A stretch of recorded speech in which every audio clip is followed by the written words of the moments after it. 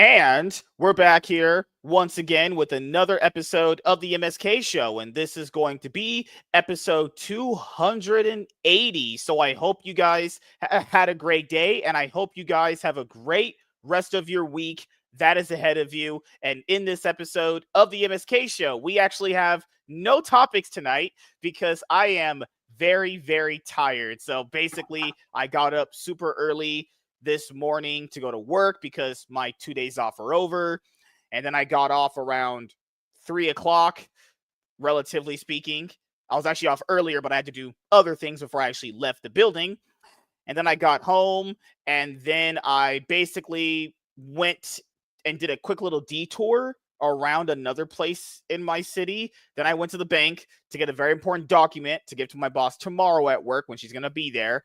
And then I came home and basically rested for a few hours, and at that point I still wasn't kind of feeling like 100%. So I just thought to myself, we've been going really hard with topics lately, just for this Wednesday, let's just take it easy, relax, just have a nice, cool, fun bro conversation like we normally always have. And we would always have these conversations without topics anyway, but just basically tonight, just my body just wasn't feeling it, just getting ready to just get into like content creator mode and producing quality. So the topics that we have for tonight, I'm going to basically split one of them into the Friday show that I do with Warren, and I'll probably leave the other ones for the Monday show coming up if we can kind of squeeze them in. Typically speaking, I don't like doing 4 topics, but if we have to start knocking out 3 topics to get them done, that's what I'm here for, honestly. The topics, Chef Boyardee ravioli and pasta sauce, are going to be split up? Well, the initially was going to be Chef Boyardee spaghetti and meatballs, but I am not gay, so I like eating out girls' beef ravioli, so that's just me, personally, No? You guys aren't getting that joke? All right, so we'll just do intros really quickly, and then we'll just talk like bros. So let's start with Lunchbox Warren. How was your weekend and week so far, man? It's been good. Had a couple days off. I hurt my knee moving furniture around. I agitated an old injury. So it's been bothering me, but it's starting to feel better. And I've gone my second week to the gym, which is good, even though all I'm doing is just proving to myself how out of shape I am. And I got a bunch of pages done on Sig and Joe. So it's been a good week.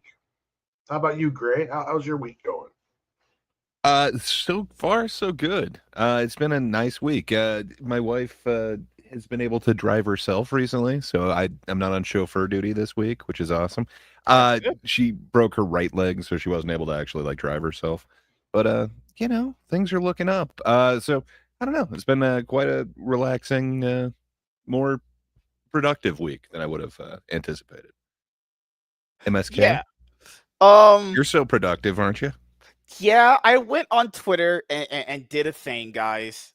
I made a I would say made a mistake because I'm usually a freaking genius, obviously. But I ended up basically just as I always do, I like to criticize women because women suck ass these days. Modern women are complete trash, as you guys already know. So basically I released a recent video just saying that Melanie Mac blocked me, which she did after I called her out. This is actually the same situation too. It's the same Sydney Sweeney situation where in the tweet where she blocked me, she said that Sydney Sweeney was a whore for not accepting marriage and all that bullshit. But then she herself got divorced from her husband. It's like this is the same shit. It's why I just can't take women seriously.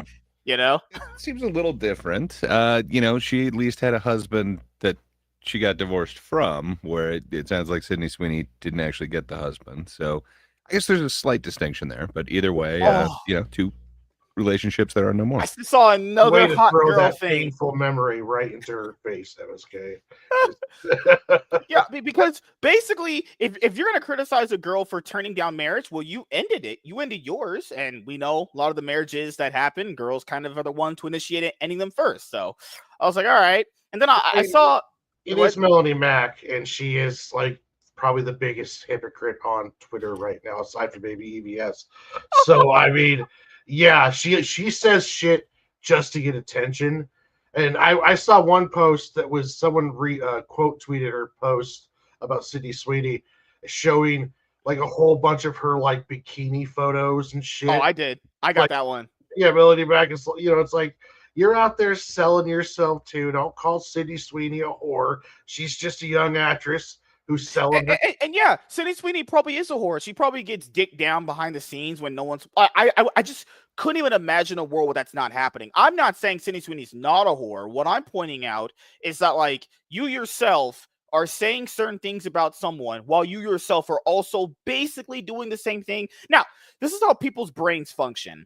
Just because someone isn't doing something as harsh as the other person does not mean that they're not also damaging as well. So, Melanie Mack is a Christian. What the fuck that's supposed to mean these days, right? So, in the Bible, I used to read it. It says men are not supposed to lust after women, right? And then women are not supposed to basically kind of wear clothing or behave in a way that will cause men to lust. Do you guys remember that one? Wait. Do you? Okay, I guess there was a second part to that. I thought you were going to say the Bible says that women shouldn't wear clothing. I was like, I don't think you read the Bible, sir. Initially up front, I don't think Eve wore any clothes, honestly. You have that comic book Bible, don't you?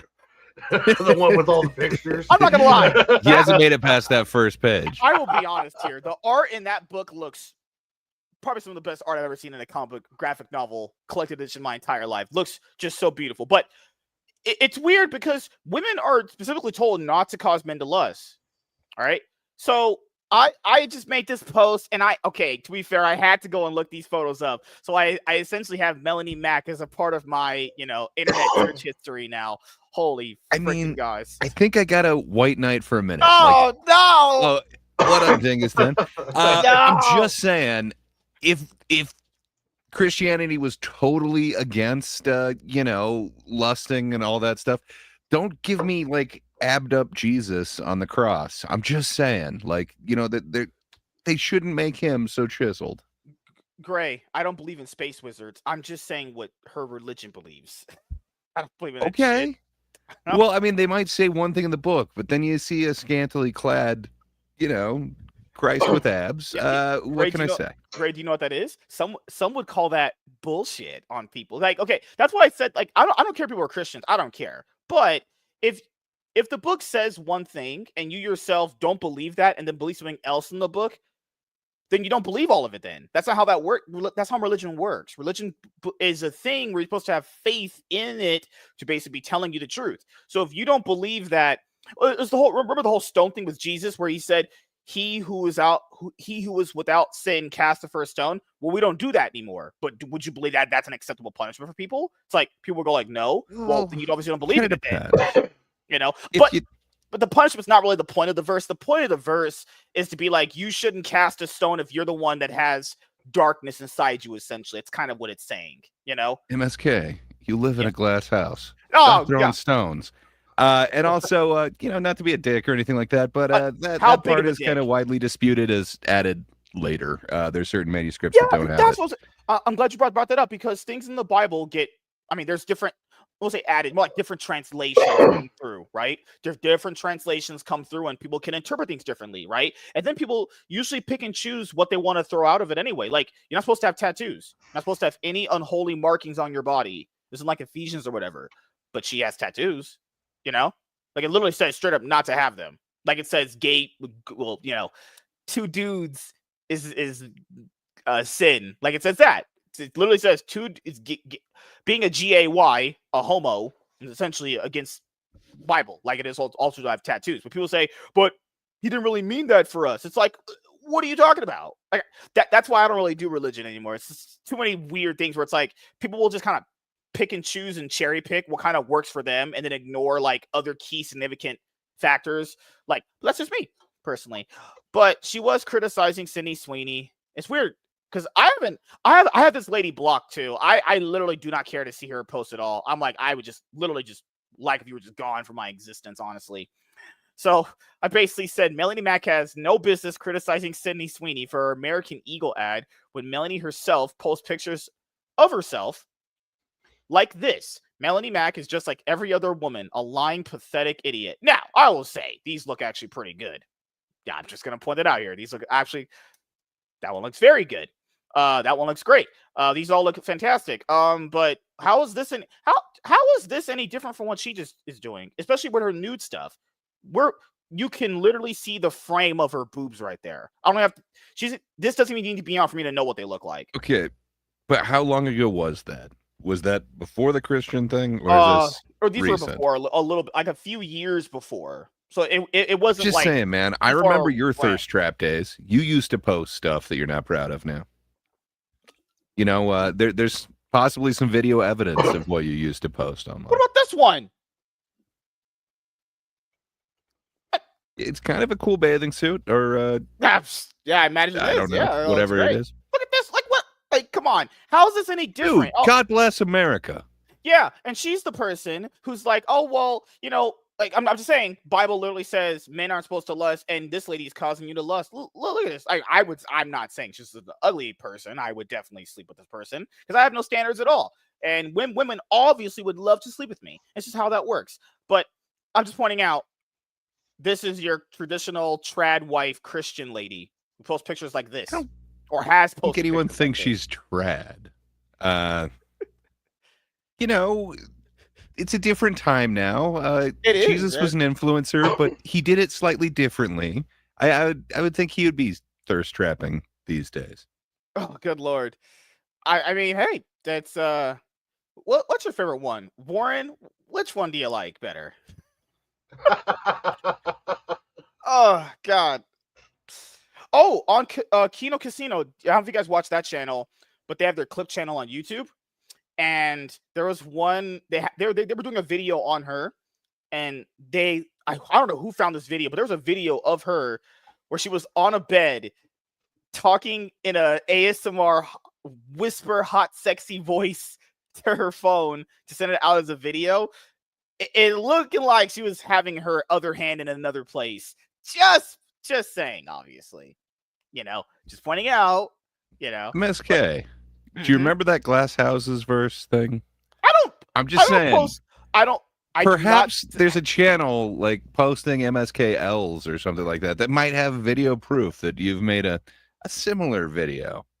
Oh, okay. You didn't have the ASMR part in it, to be fair. Keep in mind, to be fair, I didn't think I was on camera and I was joking. I actually literally faked beating off. Okay, faked beating off. I never actually touched myself because I'm not a loser, obviously, But because I know you. What? Because I know you asked me about the Sydney Sweeney. I think people are just reading way too much into it. It's literally just a commercial for. I just found out new MSK lore. It's kind of like what? Like how Warren's just zoned out completely. Just illicit videos. What? I'm back. What were we talking about? I'm back. Also, it wasn't my fault. WZ recorded that without my consent. Good Lord. But I did not. I legit thought my camera was off. I did not know. Honestly, I was tricked. So, speaking of that, what else ended up happening this week? So, Lunchbox Warren, are you going to be watching Fantastic Four? Or are you going to wait till it comes on Disney Plus? Oh, I want to. I just haven't had the time to go to the movie theater and watch it. But I hope to catch it soon. So you're going on a $5 Tuesday? I'd like to. Good Lord. How much money you need? Let's open up the Cash App. I gotta work, and I've got other responsibilities, so I just haven't had time to carve out for a 2-hour movie. So you're not a black guy. You actually do work. Yeah, I do stuff. Oh, goodness gracious. I have heard nothing but good things so far, so.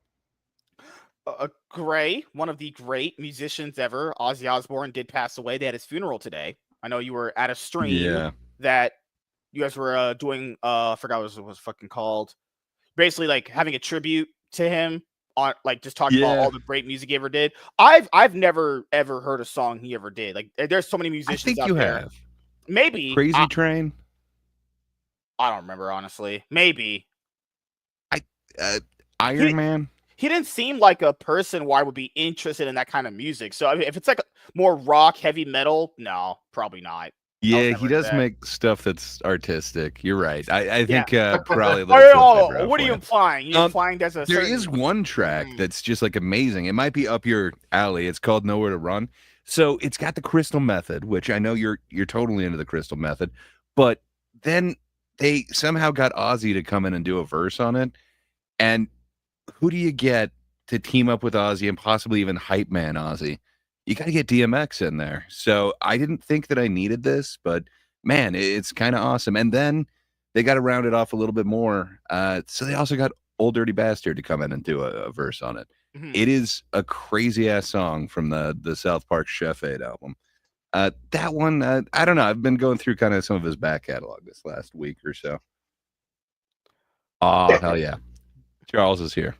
Hi, Charles. He knows How what you I'm doing, talking man? about. Okay, You know I where to found run. that. I found that video. It was on her it was on her TikTok. Oh shit. Oh god. Here, I'm just gonna slightly let me show you this right now. This is a nice trad Christian woman here. Just to here. Look, I need to play the audio because I'll find the video myself at some point. You know, for science reasons. Look at this lady. She's in a bra. Obviously, there's who knows if she's wearing underwear. Who knows? Who knows, right? Then there's a video for just like that. I wonder what her other hands are doing. Geez, I wonder. MSK. Yes. Do you want to bring up that one video from MSK posting his L's? I'm just saying, if you want to be fair, I have no L's, Gray. What are you saying here? Oh my goodness, her ass. I'm just saying. You mentioned that verse something about glass houses and stuff. I'm just saying. No, You're casting some stones, sir. I was looking at a girl on Instagram. I need to stop gooning over girls on Instagram. It's crazy, man. I've become a complete gooner You're at this white point. knighting City Sweetie and Gray's white knighting Melanie Mac, and I'm just watching. Oh, goodness gracious. Oh, also, Gray, do you have TikTok? Who has TikTok? No, Warren does. I have TikTok. Did you know that they're going to be making a US version of it? At TikTok, it's not so this app is going to be shut down. That we did have the US. It's the dumbed down version of the real TikTok. I don't know. We're gonna get piped in the real thing. That it was on a news headline I saw like a few months ago where basically the version that's right now it's going to be canceled and then they're going to make another one. I haven't heard anything. TikTok's not talking about it. They're more. Who knows? Maybe like they changed. Most stuff showing up on my feed is about aliens and Nephilim. So aliens. Yeah, there's a lot of end of the world talk on TikTok. There's a lot of end. The raptures, yeah. Aliens, motherships, lizard people, all that stuff. But yeah. What weird stuff? What weird stuff are you Hey man, I love that conspiracy theory shit. I love all that stuff. Lizard people, hollow earth, flat earth. It's all hilarious. Flat earth. Who believes in a flat earth? There's like a whole bunch of people who believe in flat earth. A bunch of people all over the globe.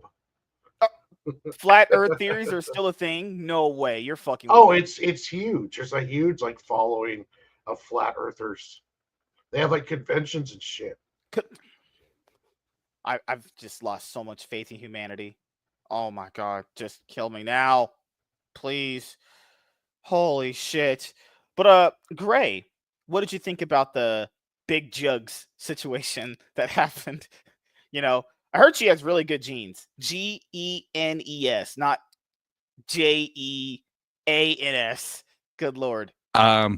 I think she's got both. American Eagle are my preferred genes, but what can I say? I like that a company is doing that. Not only are they willing to actually say something a little tongue in cheek, a little dirty, but they seem to be totally standing up to it because man, this is getting a ton of backlash and shit.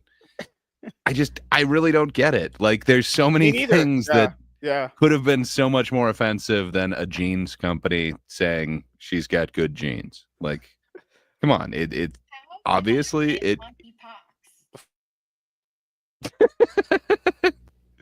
His Alexa No one. girlfriend is talking to him. Sorry, I had my Google AI assistant on.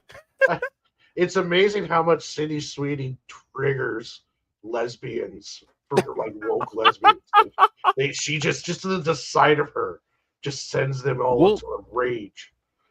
same thing with MSK though. Like he's talking about how like she's a whore and she's whoring around or whatever. It's like she's She just a probably sex is. Who symbol. knows, dude? Like she's that is what you would think, and that's also what they're thinking. Man, she's just an attractive lady who understands that she's an attractive lady, and she's actually playing into it. That's It doesn't awesome. mean that she's a whore, that she's just humping every dude that gets Well, she within probably arm's is for the reach. streets. She literally gave up being engaged to be married to just continue her promiscuous lifestyle in Hollywood. I mean, it's her decision, but I don't want to hear Sydney Sweeney in 10 years being like, where'd all the good men go? It's like, okay, come on. Like, let's not do that. Come on. Now, I don't know if that guy was good to her. I don't, but, hopefully she doesn't turn a heel like that. Who knows? So Charles is saying she's married though. She is? Not so that's what Charles is saying. I think she was engaged and then it got broken off. She engaged and she broke it off. As far as I know, she's not seeing anybody else. Glenn or Powell. as MSK says, she's apparently seeing everybody. Okay.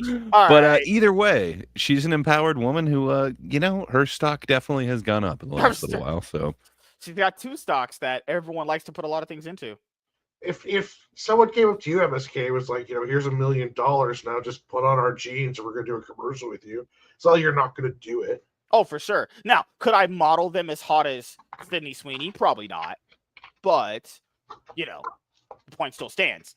I will end up being a hot, sexy underwear model. You've tried it before. Again, we can look at that MSK posting his L's. What can I say? Her modeling seems to be a little bit more effective right now. And, all of these seem to be creating some sort of controversy. And that seems to be positive for whatever company she's with. I'm just happy that they didn't immediately backtrack and, say, like, we didn't realize this, send out some sort of apology. For right now, it seems like they're just taking all the hate and are just rolling with it. So, hell yeah. I support the joke. I say leave her alone and cast her as Power Girl and get it over with. Why can't she be both Black Cat and Power Girl? Why not? It's different universes. As long as she has time to film both movies. Who gives a shit? Oh shit! Fuck me. Good Lord. No, I think there's a lot of different things to it. So like, people do this thing that like they criticize the other side of doing, where they are just seeing shit in something that literally isn't there. So like these crazy liberal women who probably had like 90 abortions, probably have like 4 different cats, probably have pink hair, probably have a door knocker in their nose, probably are fucking on EBT or SNAP benefits, probably don't shower, probably stink. Nothing wrong with any of that. I mean, except for being like MSK and that you don't shower and you stink. Probably that you can do something about that. And all of this is for clicks. Like the first chick who did this, who spoke out against Sydney Sweeney, and then eventually more spoke out, probably had more hits and views on that TikTok of them bitching about how she's a Nazi than they probably ever have in their entire lives. Melly Mac says the stupid shit she says because people spend weeks retweeting and e-fapping and bringing her onto shows and all of this stuff, and it gets her attention. That's why they say and do this stupid stuff. Just like how Sydney Sweeney's out there selling her, her looks and doing her ads and shit. These people are out saying dumb shit because it gets them clicks and it gets them attention. Yeah, I just think she's getting a lot of hate recently. Like there is the whole like body wash thing, and then I think wasn't it bathwater as well or whatever. I don't know. It's weird as hell how much hate she's getting. So not only is she getting like the left kind of coming after her and saying she is literally a Nazi, but apparently the right is too. So what's Melanie Mac saying? Surely she can't be saying the Nazi part, right? multiple things can be true. I think a lot of things can point to a direction. So this is something that's no different than when Carl's Jr. used to have like what? Hot, sexy women eat their burgers to sell them. It has nothing to do with the actual ad itself. It's just that people Okay, are. it wasn't always hot, sexy women. Sometimes it was Paris Hilton. Well, Melanie Mack is been hitting from the conservative Christian angle. She spoke up recently against a video game causing a lot of stir, and she's been taking these hardcore kind of church side conservative hardcore right kind of positions. And this time she spoke up and she called Sydney Sweeney essentially she called her a whore. And then on the other side of it, you have a lot of like these liberal professors and these more woke female TikTokers, and they're talking about how when it says she has great genes, blonde haired, blue eyed white girl, Aryan, Nazi, these are Nazi coded ads and Nazi. So she's actually getting hit from both sides of the spectrum with this whole with this ad, when at the same time she's also has a massive fan following. So American Eagle is getting all kinds of attention, both good and bad. Like you'll have people on her fan base buying American Eagle jeans that probably will never even wear them, don't even know where to buy I heard the American Eagle stock jeans. of American Eagle completely went up after Well, the ad. this is almost like an Eminem effect or Mhm. other things where you do have a loud voice of hate, but Mhm. it drives popularity because that voice of hate is not as big as it sounds, but what it does, it drives people into that camp, and that's what's happening with Sydney Sweeney right now. And if she's smart, she'll just keep riding this wave out into a lucrative Marvel or DC role. Or I heard she's doing, what was it, Barbarella? I think she's doing a Barbarella remake, so that might actually do pretty good, She's even though supposed it's to be in that probably going to new be a terrible Volt. movie. Is she going to be in Voltron or a Gundam movie? I heard she was going to be in one of them. I know Henry Oh, Cavill is she's in supposed to the be in. Gundam movie. That's Yeah, Henry right. Cavill is supposed to be in the Voltron movie. Yeah, he's in the Voltron, which they filmed in Australia, and then she's going to be, I believe, either the main or one of the characters in the live-action Gundam movie. The I forgot Maid. who's doing that. Was that Netflix, or was that? Let me see right now. Was Gundam live action movie. was that Wasn't that Prime Legendary? or is it Legendary? Okay, It someone might be has Legendary. Gundam. I think Yeah. I'm pretty sure. I knew it. God, man, why am I such a fucking genius? Oh God. Yeah, it is Legendary. Like, okay, she doesn't want to get married and she broke off her engagement. Well, that's better than being in a toxic marriage. She's a good-looking gal who's acting like a model. Okay, she's making money off it. There's no reason to go and start calling her a whore or calling her a fucking Nazi.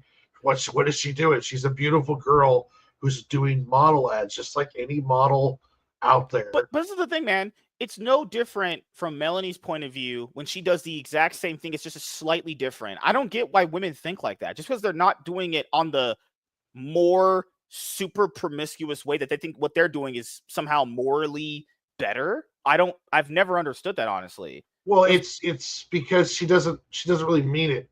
She's taken a position kind of like how does Jimmy Kimmel get up there and talk about like it being anti-racist when you've got video of him with blackface? It's because his morals and their decisions are only based upon what will get them what they want, which is the clicks and attention. You see this a lot in commentary. Happens to politicians because now everything's recorded and it's harder to get away from. But they'll 1 week, oh, I'm so against this, and then something flips in the power shift. Oh, now I'm all for it. And all Melanie Mack is, I don't think Melanie Mack could give a flying shit less. She's going to do whatever she needs to do to get her clicks, and there's no principle stance on this. Yeah, a lot of the posting that comes from people like her is literally just like, what's the old saying? They go wherever the wind blows, actually. Yeah, it's just a lot like that. You're trying to get interaction. The woke people on the other side of the spectrum that are attacking Sydney Sweeney, you say that stuff because it gets clicks. Your followers like it because you probably already talk about this stuff. Yeah. And then those people that talked about her being a Nazi have now probably gotten more traffic on those clicks, probably got a bunch of more follows, and then other people kind of springboarding off of that. So now you're getting like academic reports or professors talking about how this is Nazi coded shit. Oh and yeah, then yeah, I then saw that. Sydney Yeah, Sweeney looks on the other side, and you got girls like Melanie Macker calling her a whore. So she's not, it's like, no, she looks left, she's a Nazi. She looks right, she's a yeah. whore. So This is why you know that Fox News is still never gonna enter that upper echelon where it's like a trusted news network. They brought on a lady that basically was some sort of like university professor. A lady? Yeah, which is Oh my. already an L, where she literally was on a news segment talking about like what Sydney Sweeney said is like Nazi propaganda with eugenics and all this bullshit. It's like, and just going back to what Gray said earlier, this is all over a ad for clothing. Clothing. Yeah, for jeans. So people have pointed out, but how is this any different from the Dylan Mulvaney Bud Light situation? This is how you know the it's kind of offensive this time, though. She's wearing a Canadian tuxedo. Okay. You get one denim at most. You do not get two. Yeah, you can't wear a complete denim outfit no matter how hot you are. That's just so this is the reason why they're not the same. One, Bud Light has typically always catered to frat boys in colleges and universities. So having a Looney Tune be the central ad figure of your beer brand when your typical demographic that buys Bud Light is between the age of 21 and like 35. That doesn't even work from a marketing standpoint. You know, that doesn't work. But when you model clothing, that's completely different. One is a drink that is modeled towards dudes having like fucking sorority parties or whatever the fuck they do in college these days, but I probably having orgies a bunch of times with each other. And the other one is just jeans you put on. They're actually not comparable at all. What do you think would be a massive No, turn it's off? true. You never should have made that comparison. Yeah, no, it's kind of weird. I guess I'll throw you a bone in Here comes that. the White Knight. All right, bring it on. We're gonna have a nerd war. I was gonna be on your side for a second, but I don't know. After that, I don't think I can anymore. The bottom line is if you don't like it, don't buy the jeans. If you don't like Bud Light using Devin Mulvaney, don't buy the Bud Light, and then they'll make the changes on their own. At all. I don't think buying the products were on anyone's mind at all. What I think people are mostly doing is they're doing performative virtue signaling, even if it's good or bad. It's like, well, what's the best way of pointing it out? What's different than a shirtless Johnny Depp in the desert, like walking around talking to lizards, and all of a sudden he looks at the camera, then it's like some fucking cologne or some shit. What's the difference between a completely shirtless Jake Gyllenhaal apparently wind sailing by himself, and then all of a sudden it's like a cologne or a vodka or some shit? Like, why is she special? Like, what is so special about Sydney Sweeney that she's doing what a bunch of other people? We can go down a the reasons. She has two big reasons why people care. I'm just saying though, is that there's a lot of starlets who do this. Like, wasn't like what was her name? Cameron Diaz? Cameron Diaz walking around like fucking naked in a perfume commercial or some shit. I mean, there's all sorts of stuff that's been going on. So who gives a shit what Sydney Sweeney does? Why all the friggin' hate from both the left and the right? Yeah. People. It's like, it's just ridiculous. It's so dumb to the point where people who are in the middle, we're just kind of looking at it like, what in the hell is this like going on here? Like, this is just ridiculous.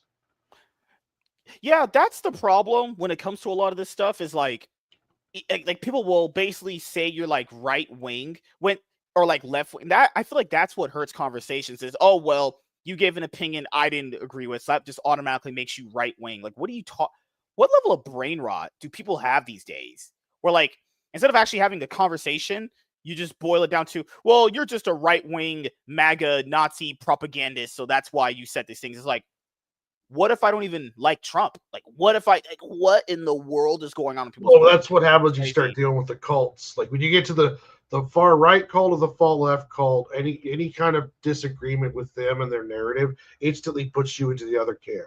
And it's a lot of the reason why people get pushed into other camps with when they're dealing with the fringes of both of the sides. So yeah, when you're dealing with cultists, you really have to, you really can't really reason with them, and it's just, especially when you're dealing with media personalities who are trying to create clicks and drama to move their business or to move their reach or move their influence around. So it's like, is what City Sweetie did was wrong, or a bunch of people trying to cash in by creating outrage where there's absolutely nothing there. Like there's so much stuff to be outraged about right now.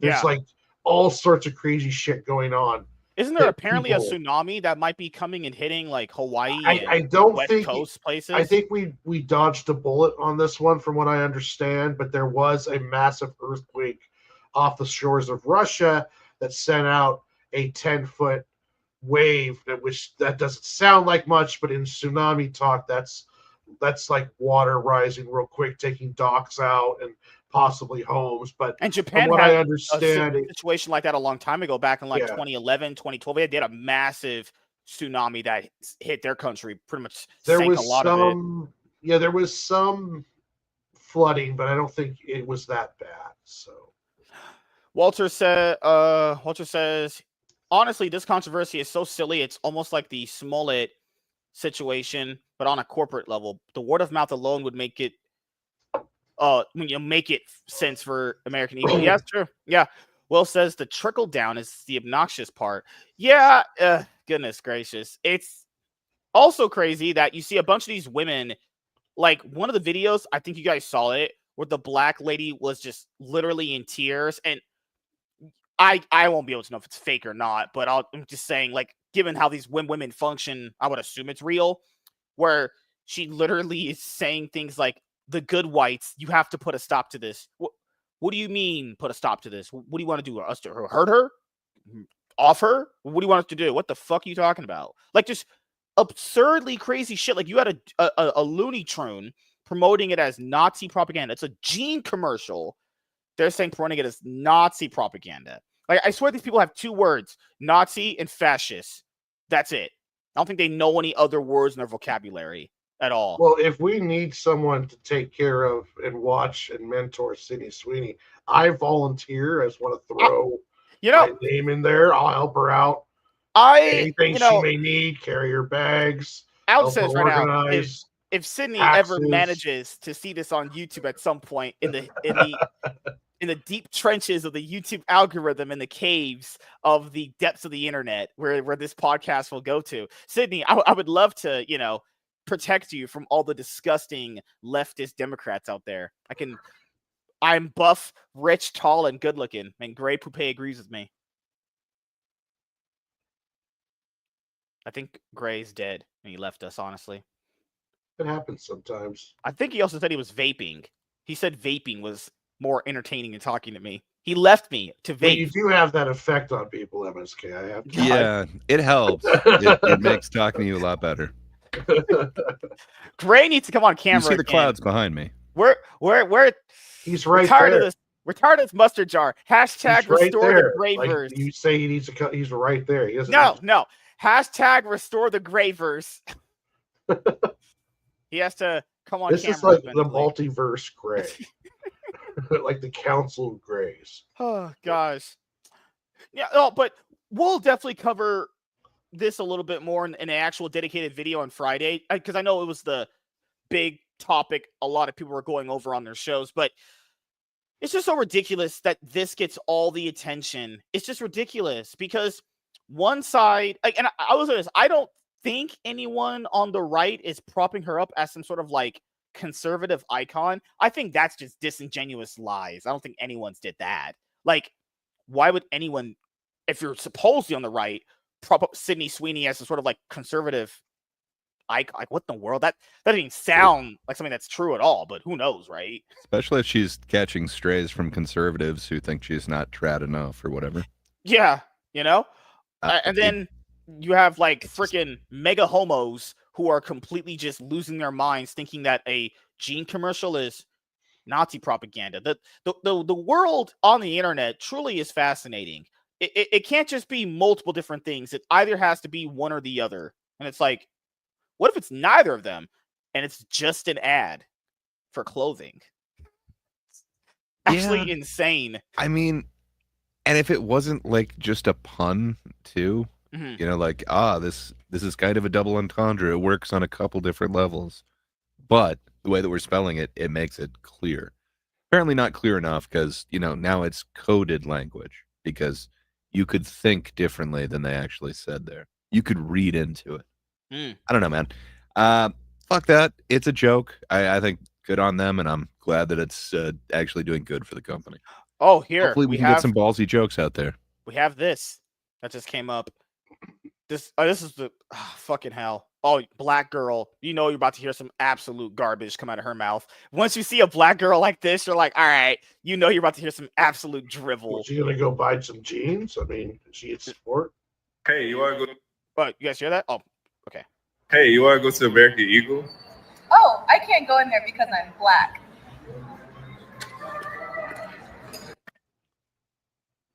I don't know. Isn't that just like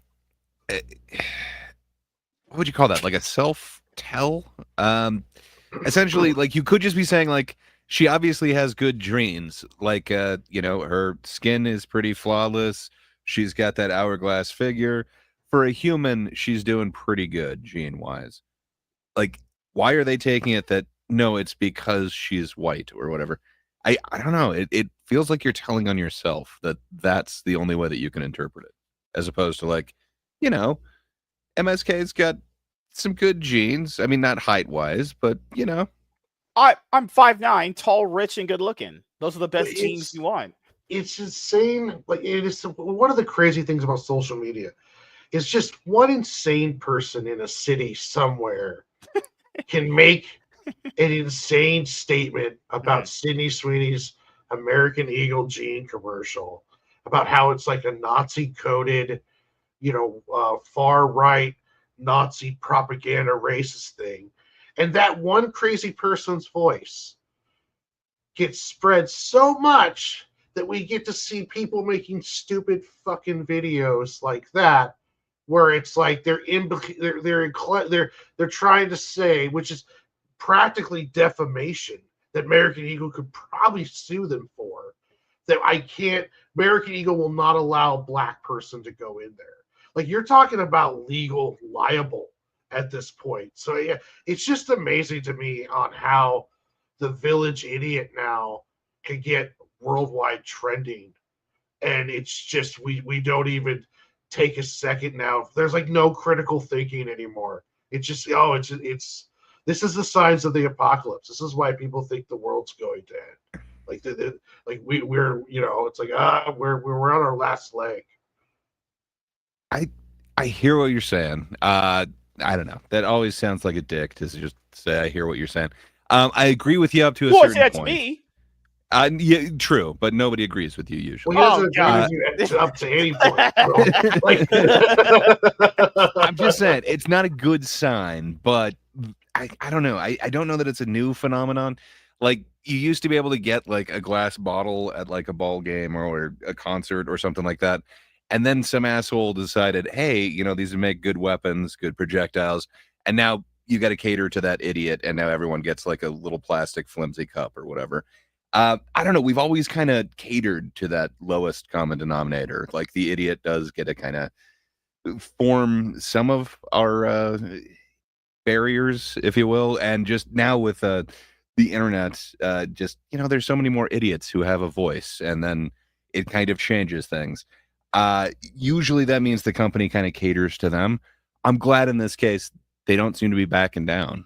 So I don't know. I'm not sure that it's a sign of the apocalypse. I think we just get more of those idiot voices. That would be the person throwing the bottle or whatever. Yeah. Oh, and from some of these comments here, this is so true out of what these people do. They like the whole self-victimhood. Like they have no problem. I'm not saying they don't have any problems in their life. People with from what it seems like from the outside, very few problems in their life, and then they just invent problems to get offended at. You know what I mean? Like it feels so forced sometimes. Like this guy Greg said, social media has monetized victimhood. That's all this is. Rage bait for clicks and cash. Probably. Who knows? And like Walter said, this could be straight up she really feels how she feels, or it's just you're doing it just obviously because that's the thing to do right now. Who knows, obviously. Libs of TikTok unhinged. They're so predictable. Some Ben thick ass behavior. I don't even know what the fuck that word even supposed to mean. Hilarious. Wow, this is a whole new thing now. My God, this shit is dumb. Yeah, this is holy mother of God. I truly feel like we've never lived in an age of more idiots than we do now.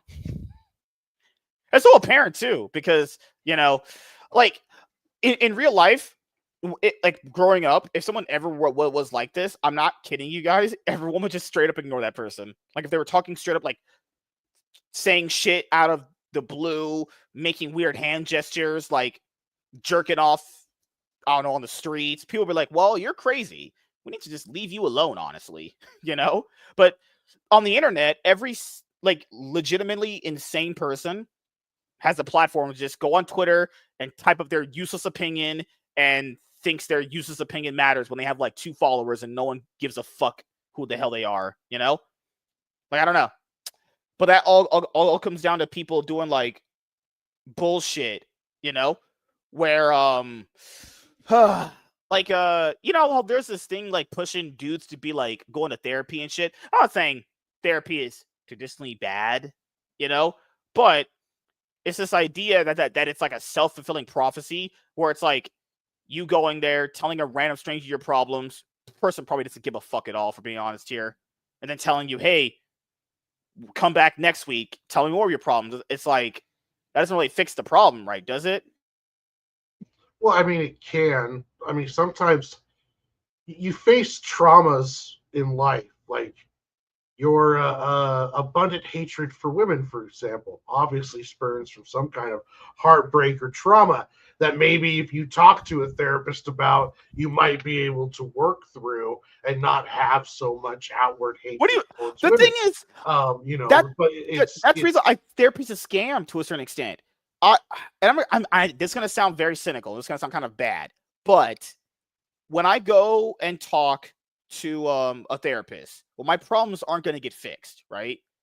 Yeah, you can talk about them, but is that really going to make you feel better? Like, does that really fix the problem? Well, MSK, it's about handling. You are doing the exact same thing to therapy that these assholes are doing to the poor Sydney Sweeney. How dare you, sir? Oh God, hold on, hot girl's messaging me right now. Well, it's also about being able to handle the problems, like. If you're having a hard time mental health wise, and you can have someone help you identify the problem, identify the traumas, and identify ways to help work through them, there are lots of positives that can be done. Now, is therapy going to work on everybody, and not everyone's ready for therapy, to help them? But I do believe that there is something about the men's mental health crisis, and with what's going on with men and suicide rates among soldiers. And I think that, the people need to be able to talk about this stuff more and be able to realize that, hey, it's okay to feel certain things and not torture yourself because you have certain feelings. 100%. I completely second everything that Lunchbox has said. And MSK, quiz, buddy. So you have besmirched the good name of therapy. Please, pray tell, just name one type of therapy. Any type of therapy. And keep in mind, there's physical therapy, right? I know there's that. We weren't talking about that. We were talking about. I'm talking about the way that most people have therapy. They go and talk to a person. They schedule an appointment. They sit down. Oh, to be fair, you can also do this through video calls now, because that's a thing now.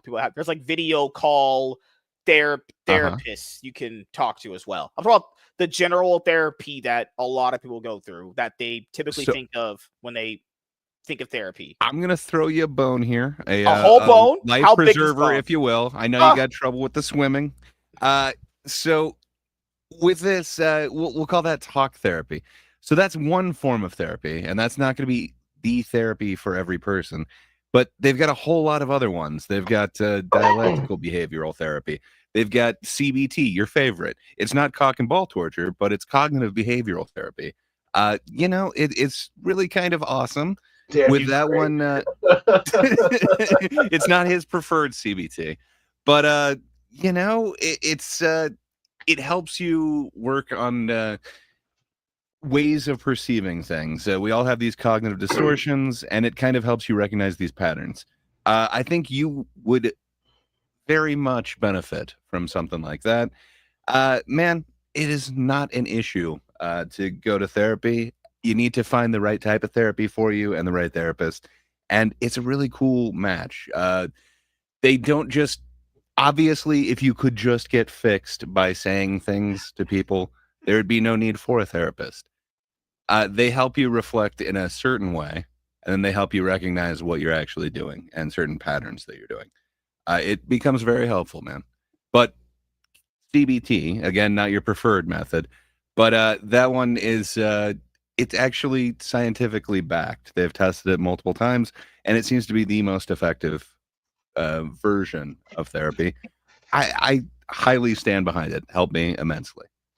But No, I'm there not is a saying crisis, and people you like know. you are gatekeeping men's I'm not mental health. gatekeeping anything. How I'm dare just you, sir? telling you. How I'm just dare you? I'm just pointing out a reality that there might be a way. Because I don't know. It's like, I think it should be used for if you have legitimately like huge problems. Like people dying in your life, army problems, like maybe your leg was fucking blown off being in combat. I think those are situations you would need therapy for because those are literally traumatic. Okay, those are all crazy different shit. ones. So getting your leg blown off, you would literally need physical therapy. But then that is a traumatic thing. You're probably going through post-traumatic stress Right? disorder. Yeah. So Yeah. then you'd probably use something like EMDR, which is this Mhm. rapid eye movement thing, and it can really help you get through these really post-traumatic stress. It can help you kind of relive a situation in a positive way so that you're able to kind of let it go in a certain sense. There's a lot of designated therapies, man. I think you're lumping them all in the same basket. And how dare you? Well, and it's about how the trauma affects you too. Like if you're driving and you go through an intersection, someone runs a red light and T-bones you, that could be a very traumatic experience. So now every time you go to that intersection, which you may avoid, you start having the fear because of the reality in your world mind now is that I could go through this intersection if someone could T-bone me and it could kill me.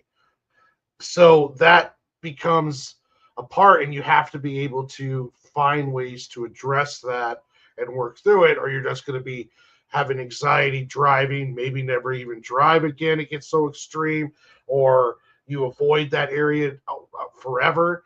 I mean, it's. I always tell people it's not about what the traumas are; it's how the traumas affect you.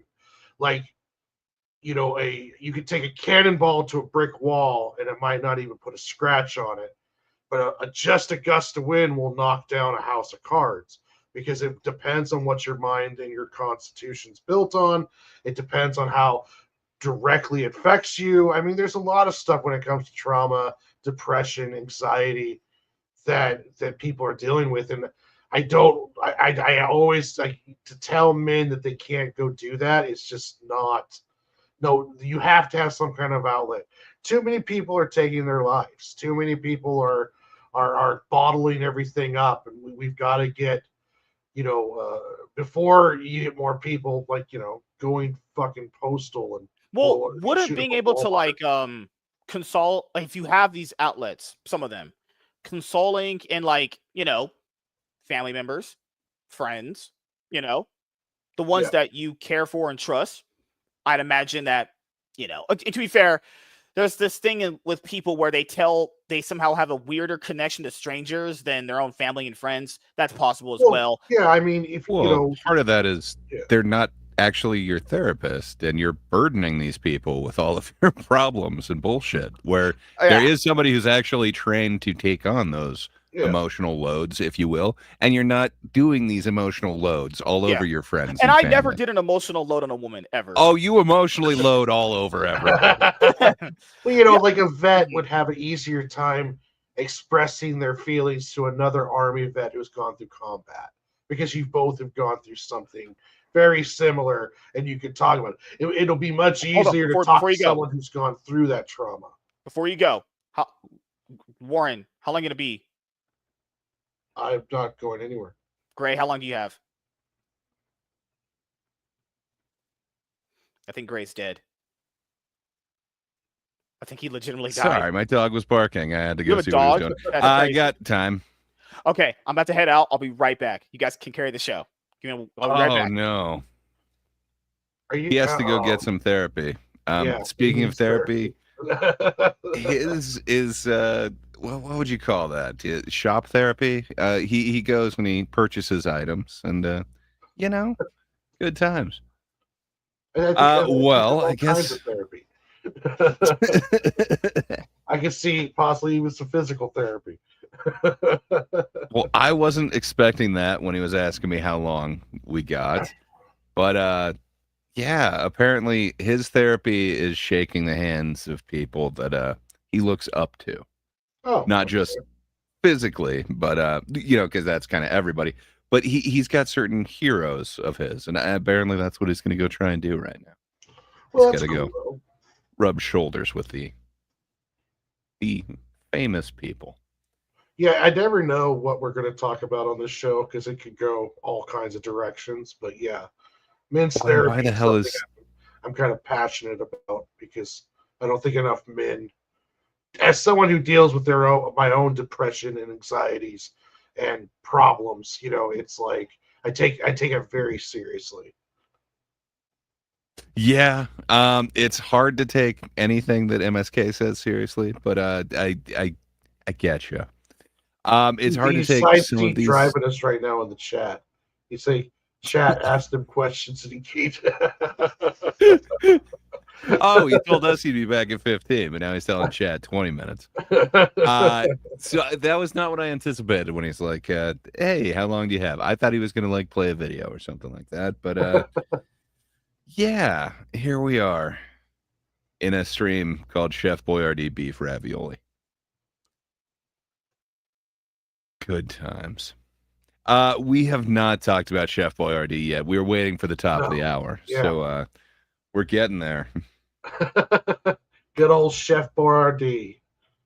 I mean, you can even eat it cold, but it's better if you warm it up. Yeah. I don't know. Does it get better? Well, I've only had Chef Boyardee. I guess we're getting into the main topic now. We're rounding the top of the hour. So, yeah, Chef Boyardee, man, for as famous a chef as he is, his food is not that great. Give me practically any other chef. Yeah, that has always kind of struck me. It's like some of these chef names on here. Like, I don't want Chef Boyardee working as the head of my restaurant, because your food kind of sucks, dude. It's like really mass produced and microwaved and oh, what's your guys' favorite Lunchable though? Okay, go ahead, Gray. I got two of them. One of them is the classic, like the whatever. I don't know if it had both kinds of meat. I know I've had one with turkey and one with ham. I know it's the cracker that is oddly soft for some reason, and then that cheese thing, like just that basic one. But the weird cold pizzas, there's something to those. I don't understand why, but for some reason I like those. What about you, Warren? What would be your go-to? I like taking a turkey and ham and then just eating them together, like combining them. Maybe that's what I was doing, because I kind of remember a turkey ham thing. So I don't know if I That's traded what I in the like. lunchroom. I don't like the fancy stuff because it's like pizza, Lunchable. Nah, you can't pull that off. I'm sorry. It's horrible, and it's like it is not a pizza, but somehow, like, I don't know, that is the taste of my childhood.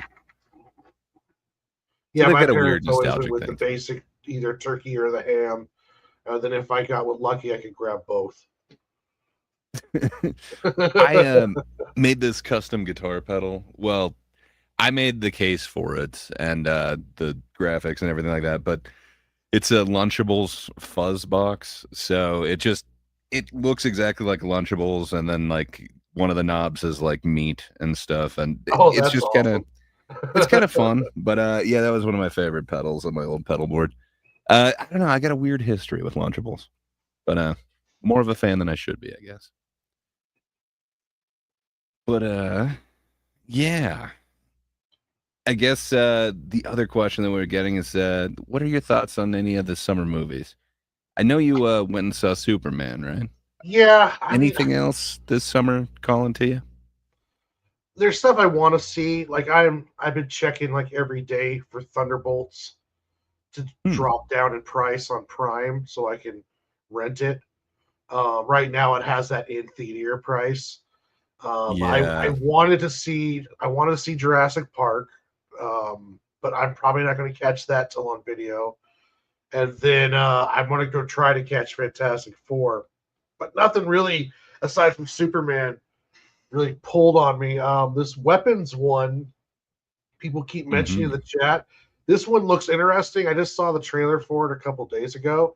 I guess it's like a horror film from the people who did the Monkey horror movie, and it looks interesting. Josh Brolin's in it.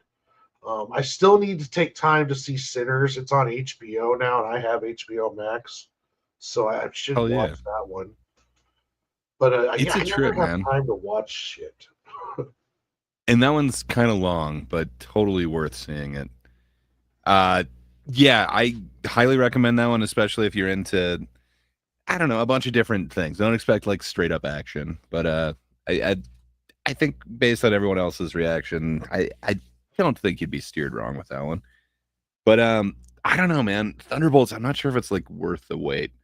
Definitely if you get a chance to see that one, it's not the worst Marvel thing, but Fantastic Four kind of surprised me. I've not really liked any movie depiction of it, and it's like I wanted to see more after that, and it's been a while for more that I've wanted out of a Marvel film. So I don't know. It just surprised. I'm not saying it's like the greatest one or anything like that. It isn't, but man, I think it was probably the most fun I had in a theater this summer. Yeah. Oh, that's right. WZ. Naked Gun's like 100% on the tomato meter, right? I mean, Dude, I'm sure that'll drop, but it's coming out. I'm so happy to hear that. I hope people go to it. One of the what about Happy Gilmore 2? Were you interested in that one at all? That one came out last Friday. I was hoping it was good. My sister-in-law watched it, and I was making dinner, and I looked over and was watching it while I was doing that, and yeah, that was not worth the watch. That was terrible. That was for me, it's not the worst ever. I think I had it slightly above a 5 or whatever, so like above halfway. But I don't know. It's a comedy and a sequel, or sorry, it's a legacy comedy, like 29 years, and then it's also a sequel to a comedy. I think those have to be weighed against like other sequels, and just man, comedy's not great in sequels. It's really fun to have like that first lightning in a bottle. But the sad part about that one is I think it would have played a lot better if you did have an audience around you, like laughing. It's been a while since I've seen a comedy that just the theater was packed. And man, comedy kind of needs that. You kind of feed off that energy, and it makes jokes that you might kind of like I don't know, make a small chortle at or something. When everybody's laughing, just man, it really brings up that energy, and it really makes it a real laugh. So I'm super excited for the Naked Gun movie. I am too, especially after the trailer, because I love Yeah. the original Naked Guns, and they have so much of that style of humor. Just from what I saw in the trailer, I was just like, "Oh, this is like." When it was like, please take a chair, and she just grabs a chair and walks out of the room. I'm just like, oh, this is perfect. This is so much Naked Gun. It's great. I absolutely love that whole franchise or whatever. So it started with this weird show, Police Squad, and it doesn't work because you have to watch it. There's just like so many sight gags and just like Yeah. there's so much going on that like people just weren't paying attention. And for that reason, it kind of failed. But then somehow they brought it back with those movies, and it was all Leslie Nielsen. It was all amazing. I rewatched that.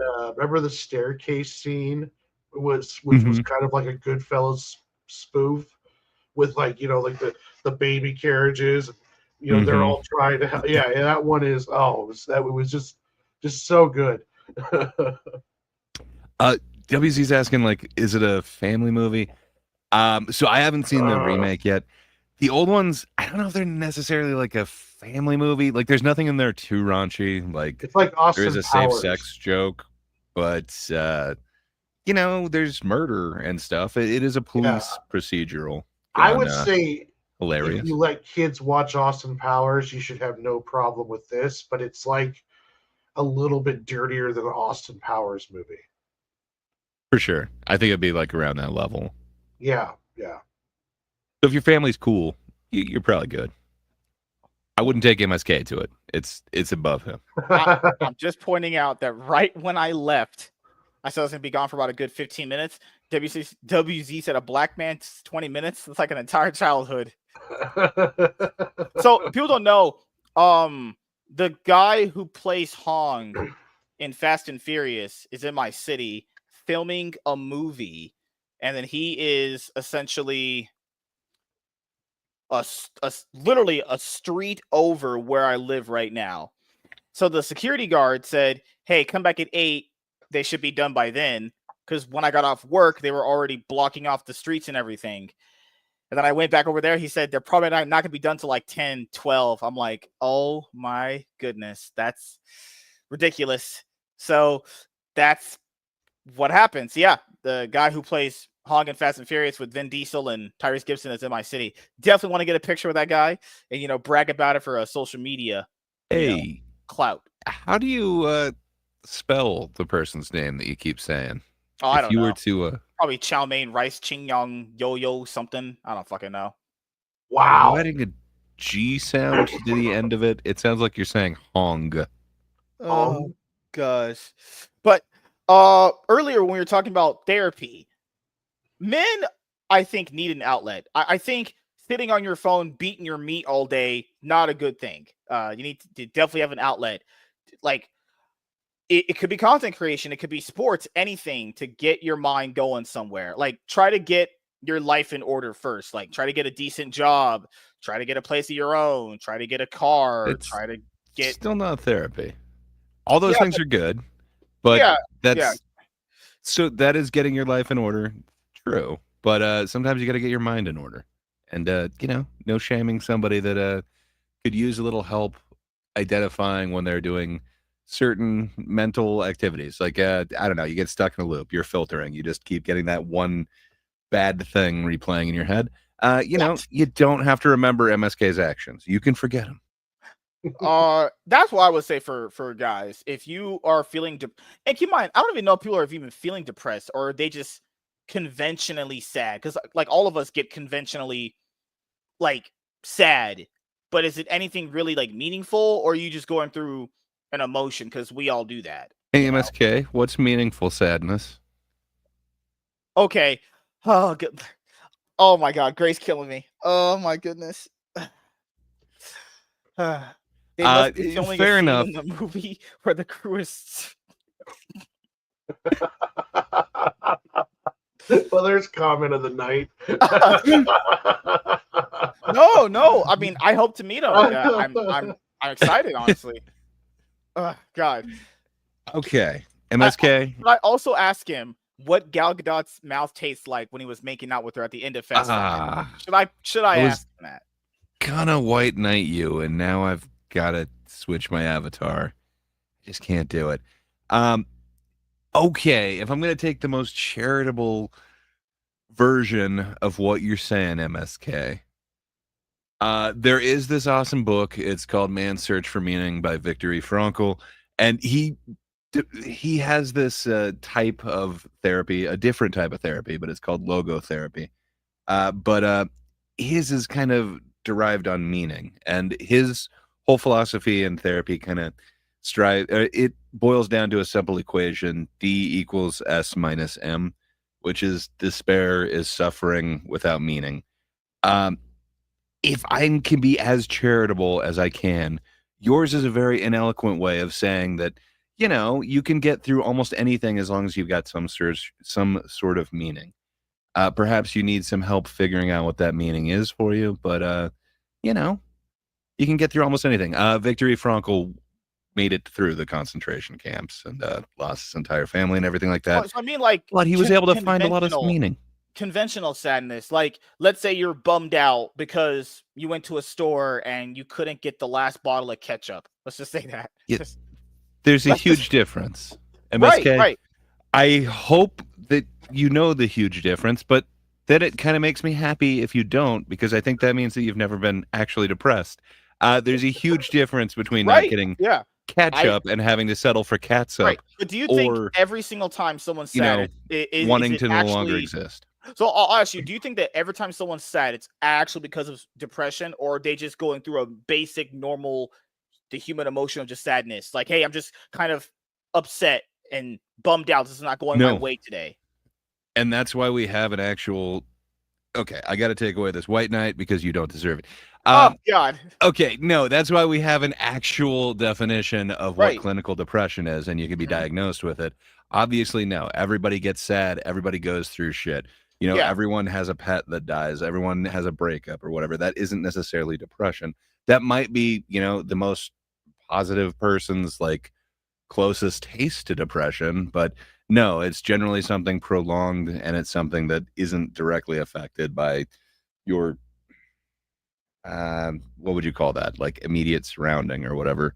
Generally it has to do with like how long you've had it and kind of the severity of it. But no, that's why you go to professionals and you actually get some sort of diagnosis, because they could definitely tell. And then also MSK, don't forget, there's also seasonal affective disorder. You could be sad, sir. Well, that's kind of also the maddening thing about depression, is that there sometimes it happens and there is no reason, that you just feel like shit, and it's like, okay, what's going on in my life that I can change? And then you start to realize that no, sometimes I'm just going to feel this way because my chemicals are off balance, or my diet, or something along those lines. I mean, there's all sorts of stuff that could send people down spiraling, unresolved traumas. I mean, stuff that could happen in your past. Even something as crazy as just a breakup can change someone's life for how they move on and how they look at reality. And it's, so we're talking about more like people who need therapy, people who are, doing harming themselves or stuff like that. Crazy I stuff. think it's completely fine. But I think like a dude going through a breakup is that really meaningful to have therapy for? It's like getting over a woman. It could be, because you have to look at it. Okay, your reality on Monday is that you're with the girl that you love and everything's awesome. On Tuesday, you find out she's cheating on you. Well, now your entire reality has been shattered. You can't trust your own judgment. Your future plans are all gone. There's a humiliation of the fact that she's with somebody else. And if she's really brutal about it, you're talking about someone who's going to be losing like half of their stuff. And if they're married and this happens to this guy, then we're talking about also losing access to his children. And this all could happen when she cheats on you. So it all depends on the situation and how much it affects. You're saying there's levels to women being for the streets. Well, it's about reality. A breakup shatters your reality. So then it changes and you start questioning everything. So it can be a very devastating thing for someone to recover from. And it could cause a lot of problems in trust. It could cause a lot of deep-seated anger. It could cause security issues or self-esteem issues. I mean, it's all about how well you take it and how well it affects you. You might be, the top G Riz master. So to you, a breakup is just whatever, one in a million, a million women all with different faces, but the same woman kind of deal. I understand that, but for us normal humans, Us it can normal be very humans. devastating when that stuff happens, Are you saying I'm not Yeah. a normal human being? Oh my god. And sometimes it's the smallest shit that helps you kind of have a breakthrough too. One of the most meaningful therapy sessions I had, I was talking about something really stupid that happened, and it's just I threw a bag of popcorn in the microwave and then totally forgot about it. Went to the complete other room and just billowing black smoke. Just my house smelled like smoke for I don't know, like a whole week. So I'm just talking about how stupid I am, how god damn it, how could I let something so stupid? And it's just I don't know, just the way that he helped me kind of realize how I'm talking to myself. I wouldn't accept anybody else saying that to one of my friends. Why am I accepting myself saying that to me? There's little things that can come from something really stupid. MSK, you need therapy, bud. It's gonna be okay. It's not your fault. We all believe in you. It's not your I fault. don't not have feelings or your emotions. fault. I am It's not your stone fault. cold. And we could fix that. If you just get into some therapy, you could be a normal human, as Warren put it. I don't know. I tried it once. Wasn't my thing. I was like, this is Yeah, worth well, it. that's the whole thing. You gave it the college try, right? You did the once. That's all it takes. If you're not cured after one session, you're right. No, Cured. you're Oh totally my right. god. No. Um, So I think there has to be a balance. I don't want it to be some sort of self-fulfilling prophecy thing where it's well, I'm just using this as a crutch to just be permanently sad so I don't fix my life. hey, man, some people need crutches. No shame on that. Wow. A lot MSK, of coming other off so people ableist. completely keep it Wow. together too. There's a bunch of people Just that don't even need wow. therapy and keep it together just completely fine. They're destroyed inside, but they're keeping it together. When's the last time you went to therapy, Gray? That's a good question. I think it was about 2 years ago now. So 2023, man. When I had Yes. that session, I think it was 2021 or something like that. Warren, you went to therapy? Not.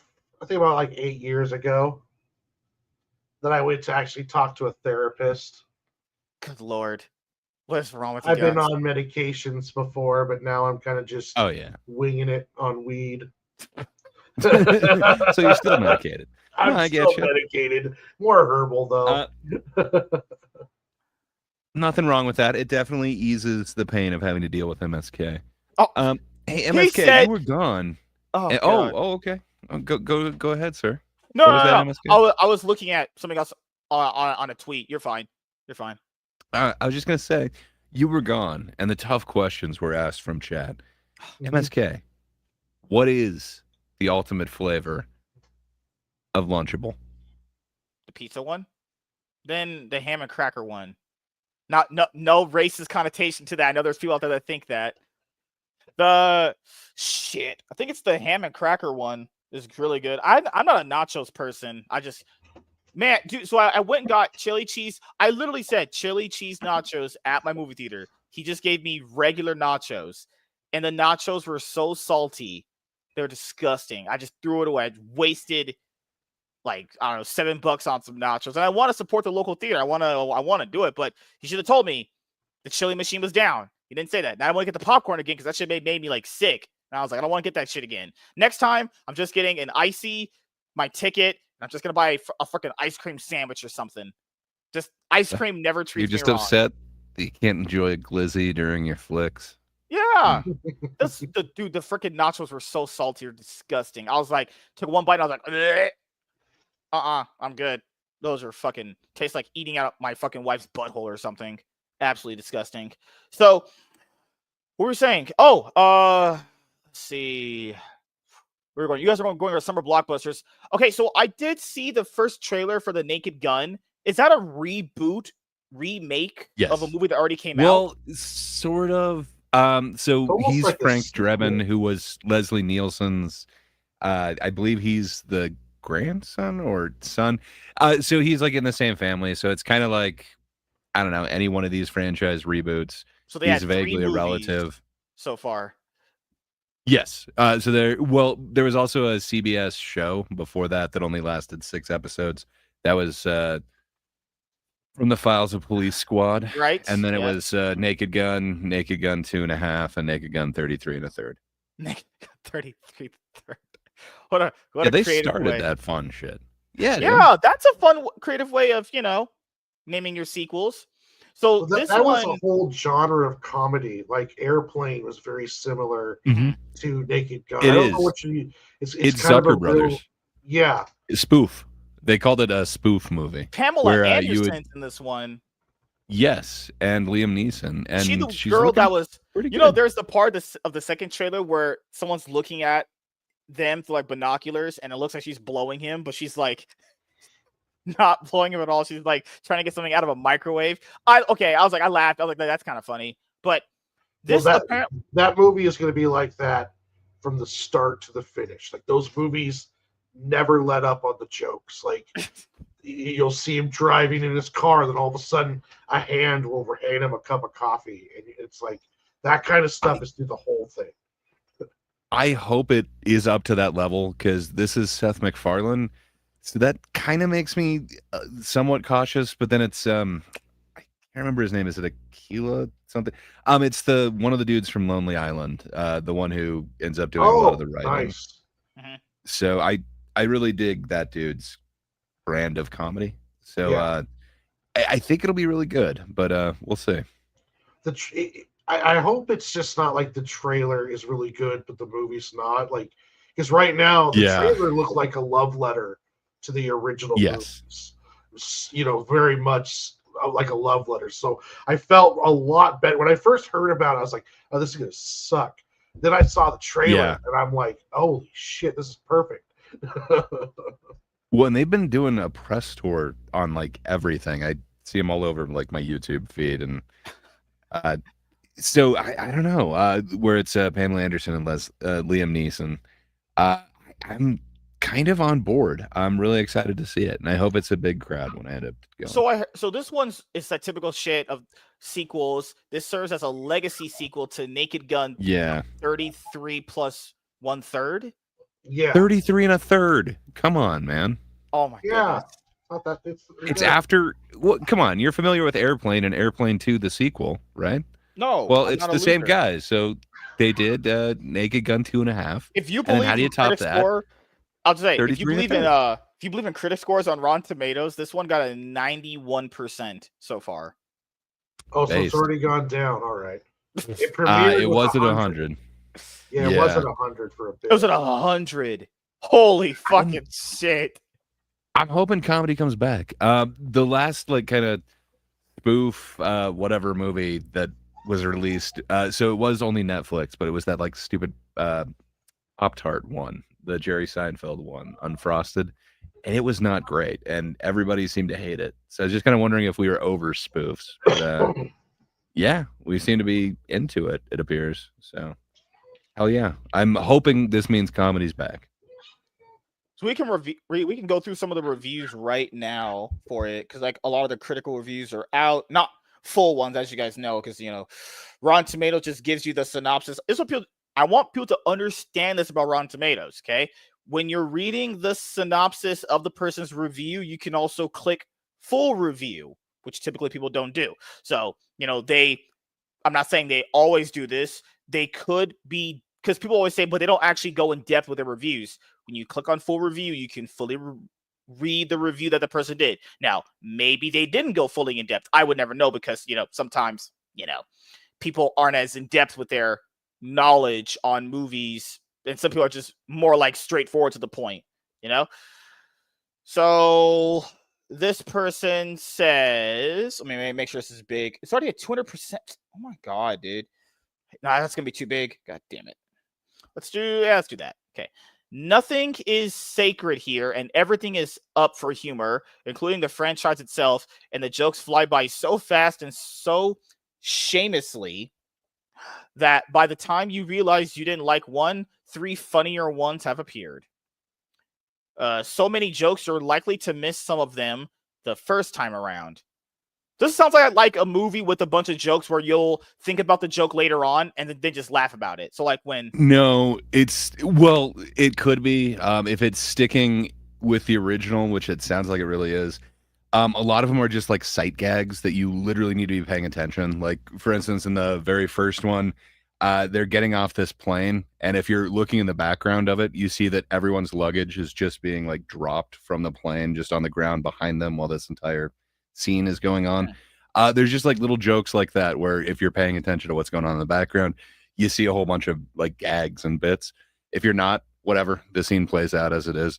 I hope people do see this in the theater because it is one of those that you really have to pay attention. That's one of the reasons why the TV show didn't work is you literally have to watch it. It's so many visual gags. It's one of those ones that you'll probably have to watch it a couple times to catch everything. But it is, if it is like the old ones. and it's MSK style. It is quantity over quality. Like there are some real dumb jokes, but man, there's a million of them. What's interesting too is sometimes there's like 3 jokes, but they're made like they're 3 different targets. Yeah. So it's like you'll find 3 jokes you don't like, but the person next to you would like the second one, and you like the 4th one, and yeah, it's all over the place with those kind of movies. The next one is. Wait, did we go? Oh no, we didn't. A movie like this has one goal: to make its audience laugh. For the most part, it succeeded. But then why did it? This is why when I did ratings for movies, I never did it out of 5 because the number is too linear. I think 10 is a more appropriate gauge of how someone should be giving movies ratings. But I don't give movies ratings anymore. I just use adjectives like good, bad, whatever adjective you want to kind of put on a movie descriptor. What gauge did you say feels right for you? 9 to 10 inches. In a time when great theatrical comedies are few and far between, the Naked Gun reboot is a triumph return to form. I genuinely hope it exceeds box office expectations because this deserves to be the start of a new trilogy.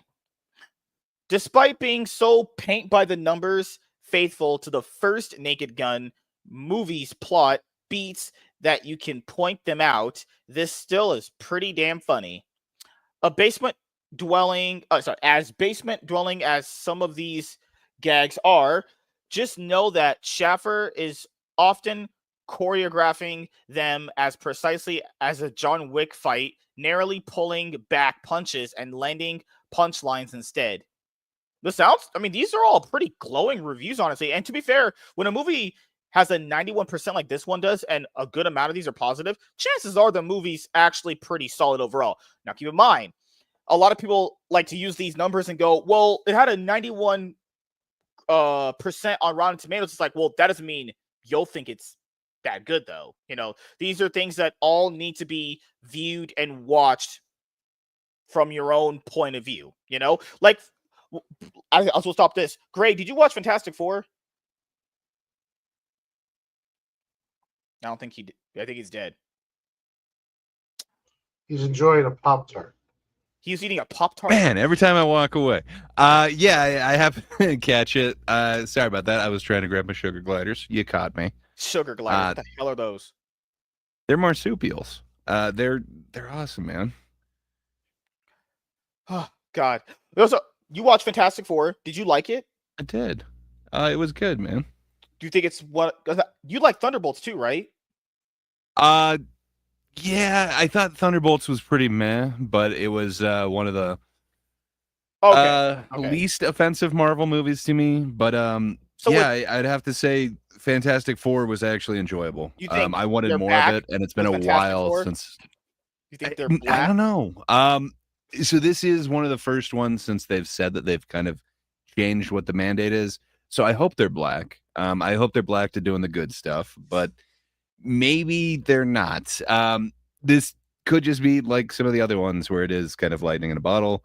We'll see. But for me, I really liked how it just kind of drops you into the world and how they kind of do that. Hell yeah, I hope a lot more of these movies kind of do that going forward. We don't need to see the origin of everything.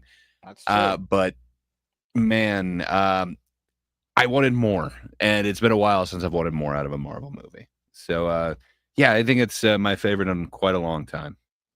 Yeah, I think because I didn't mind Thunderbolts either, but I kind of considered that just a popcorn movie. Remember when I told you that? This one, Fantastic Four: First Steps, to me, I understand the criticism of the movie. I do. But did you find it boring? Because a lot of people say they found it boring. I only found it boring in one particular aspect in the second act, actually. Up until a certain Which thing one? Are we talking Thunderbolts? No, Fantastic Four. I didn't find it boring, but again, like the audience has a lot to do with it. I was kind of talking about that. I don't think you were here, but with comedy, sadly, I think that's why a lot of these comedies that are just released to streaming don't work. You kind of need to have that group around you, and maybe that's why this was so elevated. Just man, you could see like the awe and wonder in everybody in that theater. It was just kind of palpable, and it was a packed house, which it's been a minute since I've been in one of those. So to me, I didn't really get a lull in it, but like I said, it was probably the best possible scenario to watch it. Yeah, But I know Lap's comic fan, he called it boring. He said nothing happened, and I was like, I don't think nothing happened. That's just because that's what I like about the movies that have recently come out with like Superman and Fantastic Four. People have been just going all deep inside of them. Pause, no homo, to the point where, like I would say the movie gets a little boring in the part that I mentioned, and they could have just sped it up from then. Like, you know what I'm talking about? Like after the big reveal, after what Galactus says he needs and all that stuff, that part of the movie where it kind of drags when he's coming to like Earth or whatever, that part is boring. They could have just kind of cut that out and just kind of sped to things me, up I don't know with, that like, drags. There's reason for it, and they're kind of showing you certain things, and then it's also character development in that part. To me, it's not really dragging, man. As somebody who's not, I really like what they're able to do with Fantastic Four in the comics. I have not dug any of the movies. Probably my favorite one before that was Corman, and that's just because like it's a piece of crap. Like it's great, but it's horrible. That weird '90s one. But man, this actually got me super interested in it. I really like how almost everything that people were criticizing about it didn't seem to come to fruition. It seemed like there was just a whole bunch of like pre-judgment and pre-anger, Also, and it's just when people meh. said that Sue Storm was going to be the leader, that never happened at all. She was literally never a leader in any context of the movie at all. I don't know who said that. I know of one outlet that did. So I have to look at that outlet and go, okay, are you talking some bullshit here?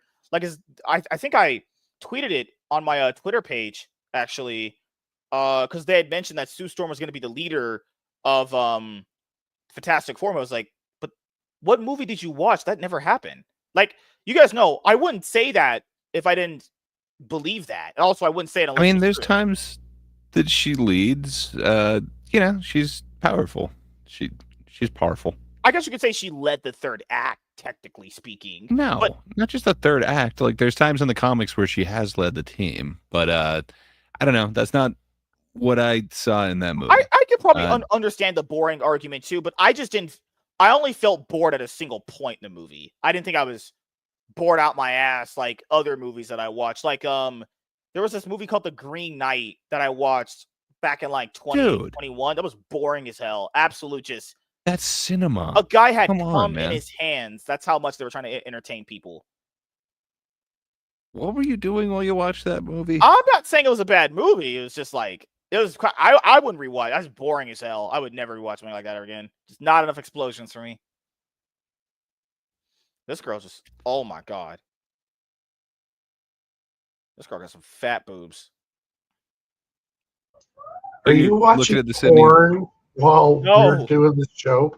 No, I would never do that. That's what losers would do. He's just doing research. He's watching American Eagle ads. So this one, right here, Fantastic Four producer affirms Sue Storm is leader of the Fantastic Four. I mean, there were times where she said things and then people did things. So I wouldn't call that a sure. leader, though. That's not MSK. really what do you That's need? all I wanted to say. No, I was just being the leader for a second. Oh my goodness, Jesus! I wouldn't call that a leader. I think she was just fucking hell. I would call that more like second in command than anything. Like she never actually really led anything. Like most of the leading was done through Reed, and you could even say Human Torch was leading better. You could say the Thing was leading better in some cases. I don't really think she led anything, honestly, unless you count her position in the movie, not her sexual one that got her pregnant. But you know, the one of the first part of the movie. Good Lord. Yeah, not that kind of leader. They mean the leader of the group itself. What these sites do is they try to rage bait, knowing that YouTubers will pull up their article on their video and their audience will also visit their site. Warren thinks we are lying about Mac. Literally has a second.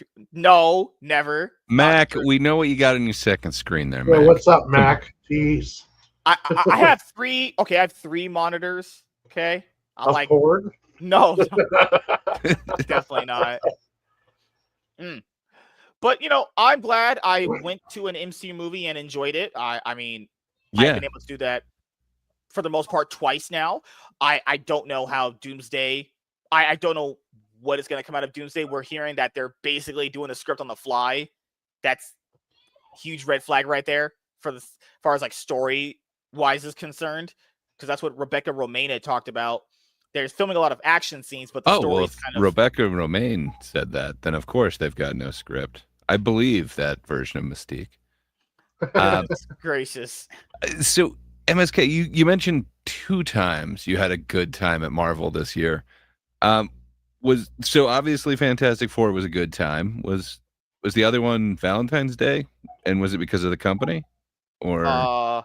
No, Brave New World was not a good time. Brave New World was like, wow, this was just that actually reaffirmed me at that moment. I was like, okay, there needs to be a different direction with these movies, because that movie was like kind of like a final nail in the coffin of like, oh my god, we're still. But you were in a packed house, this. right? No, dude. Because I mean, you had to Maybe, buy like- 3 seats. So for that one, I didn't go Monday. So for Thunderbolts, did I watch that on a Monday? Yeah, Thunderbolts, I watched that on a Monday, or did I watch it on a Thursday? I think I watched Thunderbolts on a Thursday. Did I watch it on Thursday? No, Thunderbolts I watched on Thursday.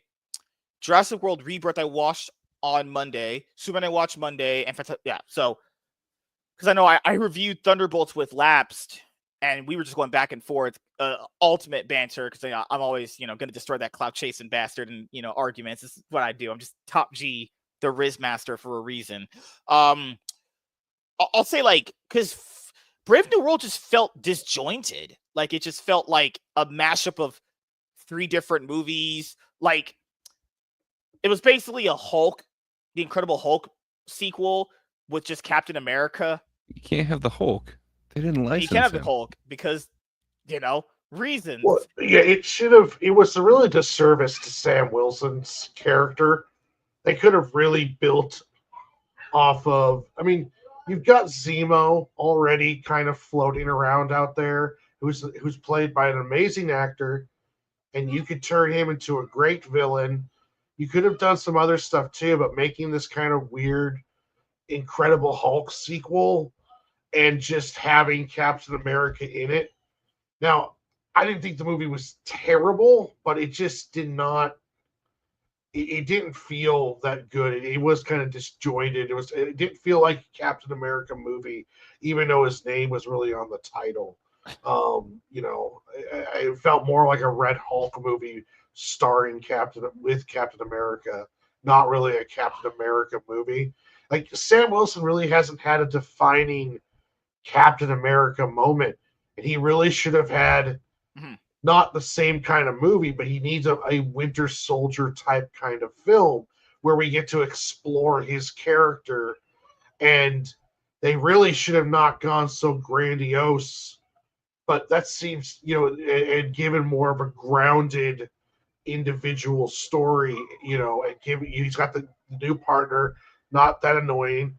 And you know, we could have delved in and did some cool stuff, but instead it just turned into a film that didn't really feel like it was Sam Wilson's at all. Mm-hmm. Also, another big problem with it was that there's just random scenes in it that just are stupid that paint out how dumb it is. Why did he switch out his suit? I like the suit that he had, the white Star Spangled Banner one with the wings. That one looks very good. I think that might be one of the most comic book accurate looking suits they've ever did on a superhero ever. That looks super accurate to his comic book Captain America suit. Then they just swap it out. There's no reason to swap it out. He just grabs another one for no reason. He doesn't even explain, like, I'm getting this one for a different reason. There's actually just no reason why he swaps it out. So he takes his better looking suit and swaps it up with a more uglier one. That still triggers me just as like, why did that need to happen? And then you got that small. You did explain it though. You got that Black I understand Widow for lady. you, white is right, but right. He did explain that it does get hurt. I believe isn't that the one that It's the one that has the I want to say it's Ant-Man Giancarlo messes it up or whatever, and they mention that they have a new suit from Wakanda, and it gives him his magical wing things. Why They mention it. God, I hate it. Like the main suit was damaged, I believe, during them trying to stop the pilots, and then he has to put on the other suit when he goes to fight Red Hulk because maybe the main suit's damaged or something along those lines. I'm not sure. Then there was that other random widow lady. She was probably like maybe 5'2". Yeah, taking down Sabra. like 6 feet dudes. And keep in mind, the only way Black Widows can do that is unless they have like guns. She didn't have a gun.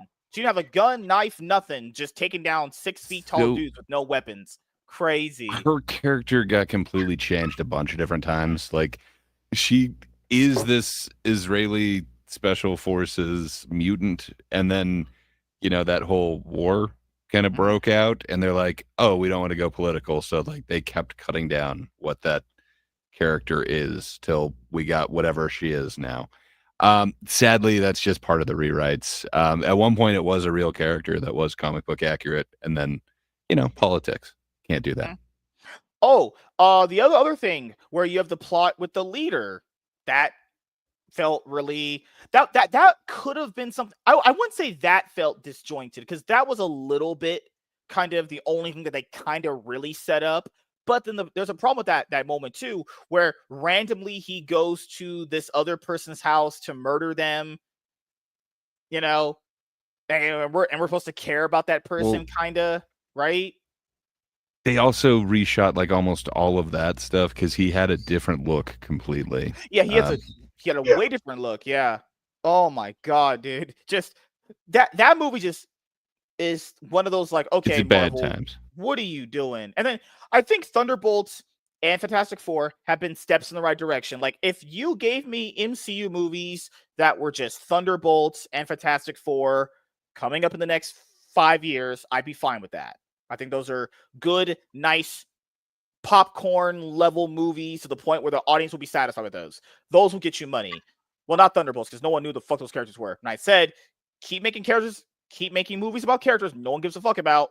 That's going to keep happening to you. Fantastic Four, there's it's going to be a while before these numbers build up. I think there was a report that we're probably going to cover at some point on the show where like an insider had said the numbers are never going to be as big as they once were. Like, well, yeah. And Marvel's partly to blame for that, but theater attendance is down though. Like, I think it's a combination of two things. Marvel did themselves no favors with making bad movies, but theater attendance has gone down. I don't know if it's gone down year in, year out since the pandemic, but it does feel like the numbers for most movies have been very hit or miss. Like back in the day, you could kind of like predict safely what a movie would make. It would comfortably maybe make that. We don't know what movies are going to make now. Movies might bomb outright or just we've had a 2 billionaire with Avatar, the sequel. We've had $1 billion one with Lilo and Stitch and Jurassic Park. We also Top have Maverick. And so the $1 billion films are still there, and I think positivity with James Gunn's Superman, positivity with Fantastic Four. If the Spider-Man movie is good, then that'll give us more positive energy. And then how well they market Doomsday because they need. It sounds more and more like they're going to need around $2 billion to really pay for this movie and be that success mark. But from more and more I'm understanding, Doomsday is the start of the reset. Like once Secret War is over, there's going to be no multiverse. It's going to be like one timeline, and we're going to see like the Crisis on introduction Infinite of like X-Men, and we're going to see, like they're essentially going to hopefully rewrite the ship. Now, so I'm starting to see more of. I'm starting to have more of a positive outlook towards Doomsday. But even though the $1 million price or the $1 billion price tag to make it, that one is kind of scary because that just puts a lot of weight on its shoulders. Having Rebecca Romaine Stamos be like, "Well, I don't know if I'm done filming yet because they haven't wrote the ending." That one kind of, it's like, that one kind of worries me because it's like, okay, we're not writing this thing as we go, are we? And because that's what Scream 3 did. That's what people, the writers of Scream 3 did that. But remember, this movie's already being held off a year. So that's another kind of warning. I think the movie cost nothing less than $400 million before marketing. There's no way it cost anything less than that. It's already supposedly, this is just reports. Did it come from like IGN? Oh, Lord. Yeah, it was like, there was a couple spots that were talking about with marketing. This film is probably going to be over $1 billion, like a $1.3 billion marketing and filming budget. And then if that's true, then it's going to need like $2.5 billion to be considered, I guess, a success. But as we've seen with Superman, a success is, it doesn't necessarily have to be monetarily if it's building up enough of a wave. Like Superman's going to probably hit that 700 million or get close to it if it keeps going strong. But even if it doesn't hit the 700 million, but it still create a lot of positive motion into Supergirl. So it may be, and Superman 2 is going to be having a much bigger opening than Superman 1 because of how positive Superman 1 is. So, I think it could, it could be good. Having Fantastic Four be good is a good sign from what I've seen. Like Thunderbolts was well critically and audience wise, even though it didn't make money. Fantastic Four is hitting the gate pretty good, and it's getting a lot of good reviews from everybody. So there's some good hope that hopefully down the future. We'll know in the next couple years.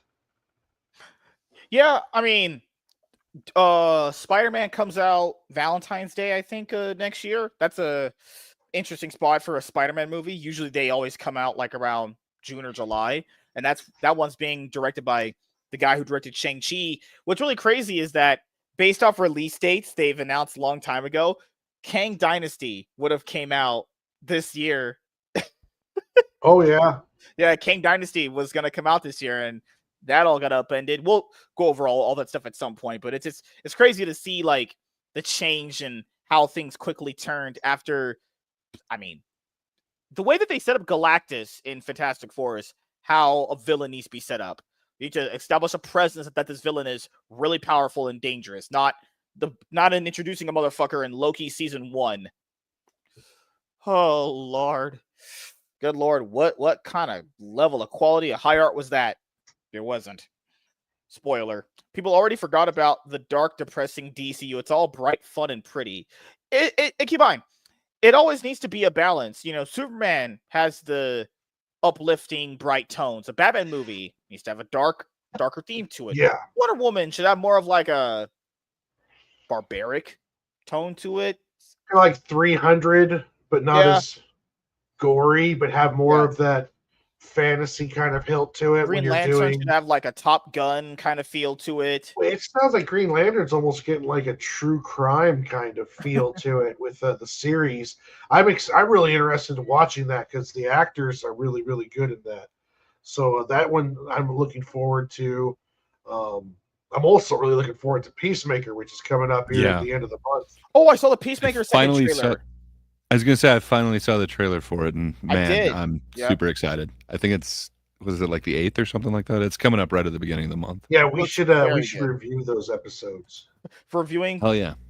Whoa. Doing content with No. people? He meant the talent. Me and Warren will at least watch. Oh, You God. can't be counted out on this one. I watched Peacemaker season 1. I absolutely loved it. I thought it was so good.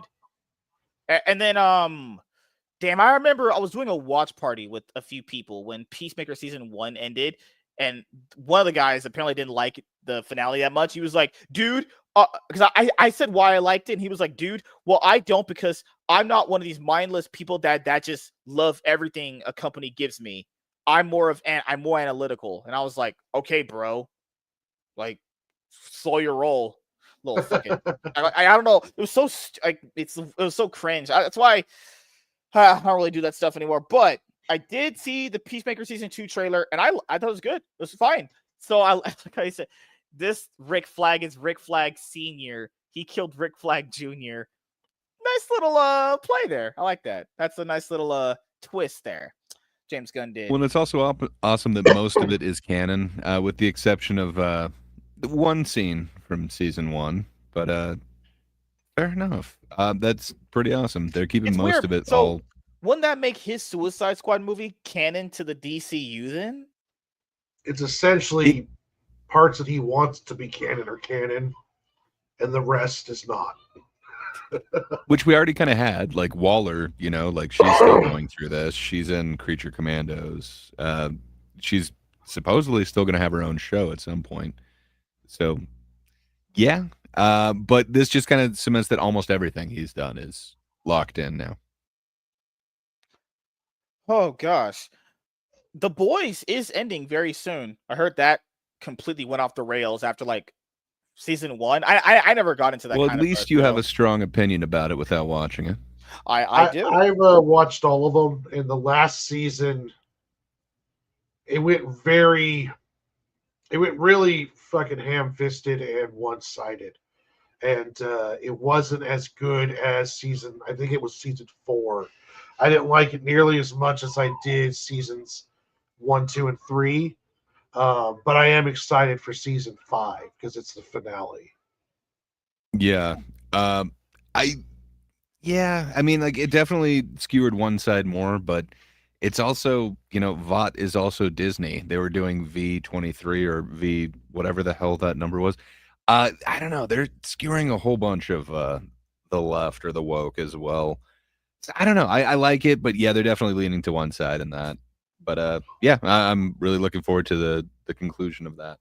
I'm Good surprised that I ended up liking the spinoff Gen V as much as I When did. will the season 2 of that's coming up too. do you guys think John so, Cena yeah, will real bang soon.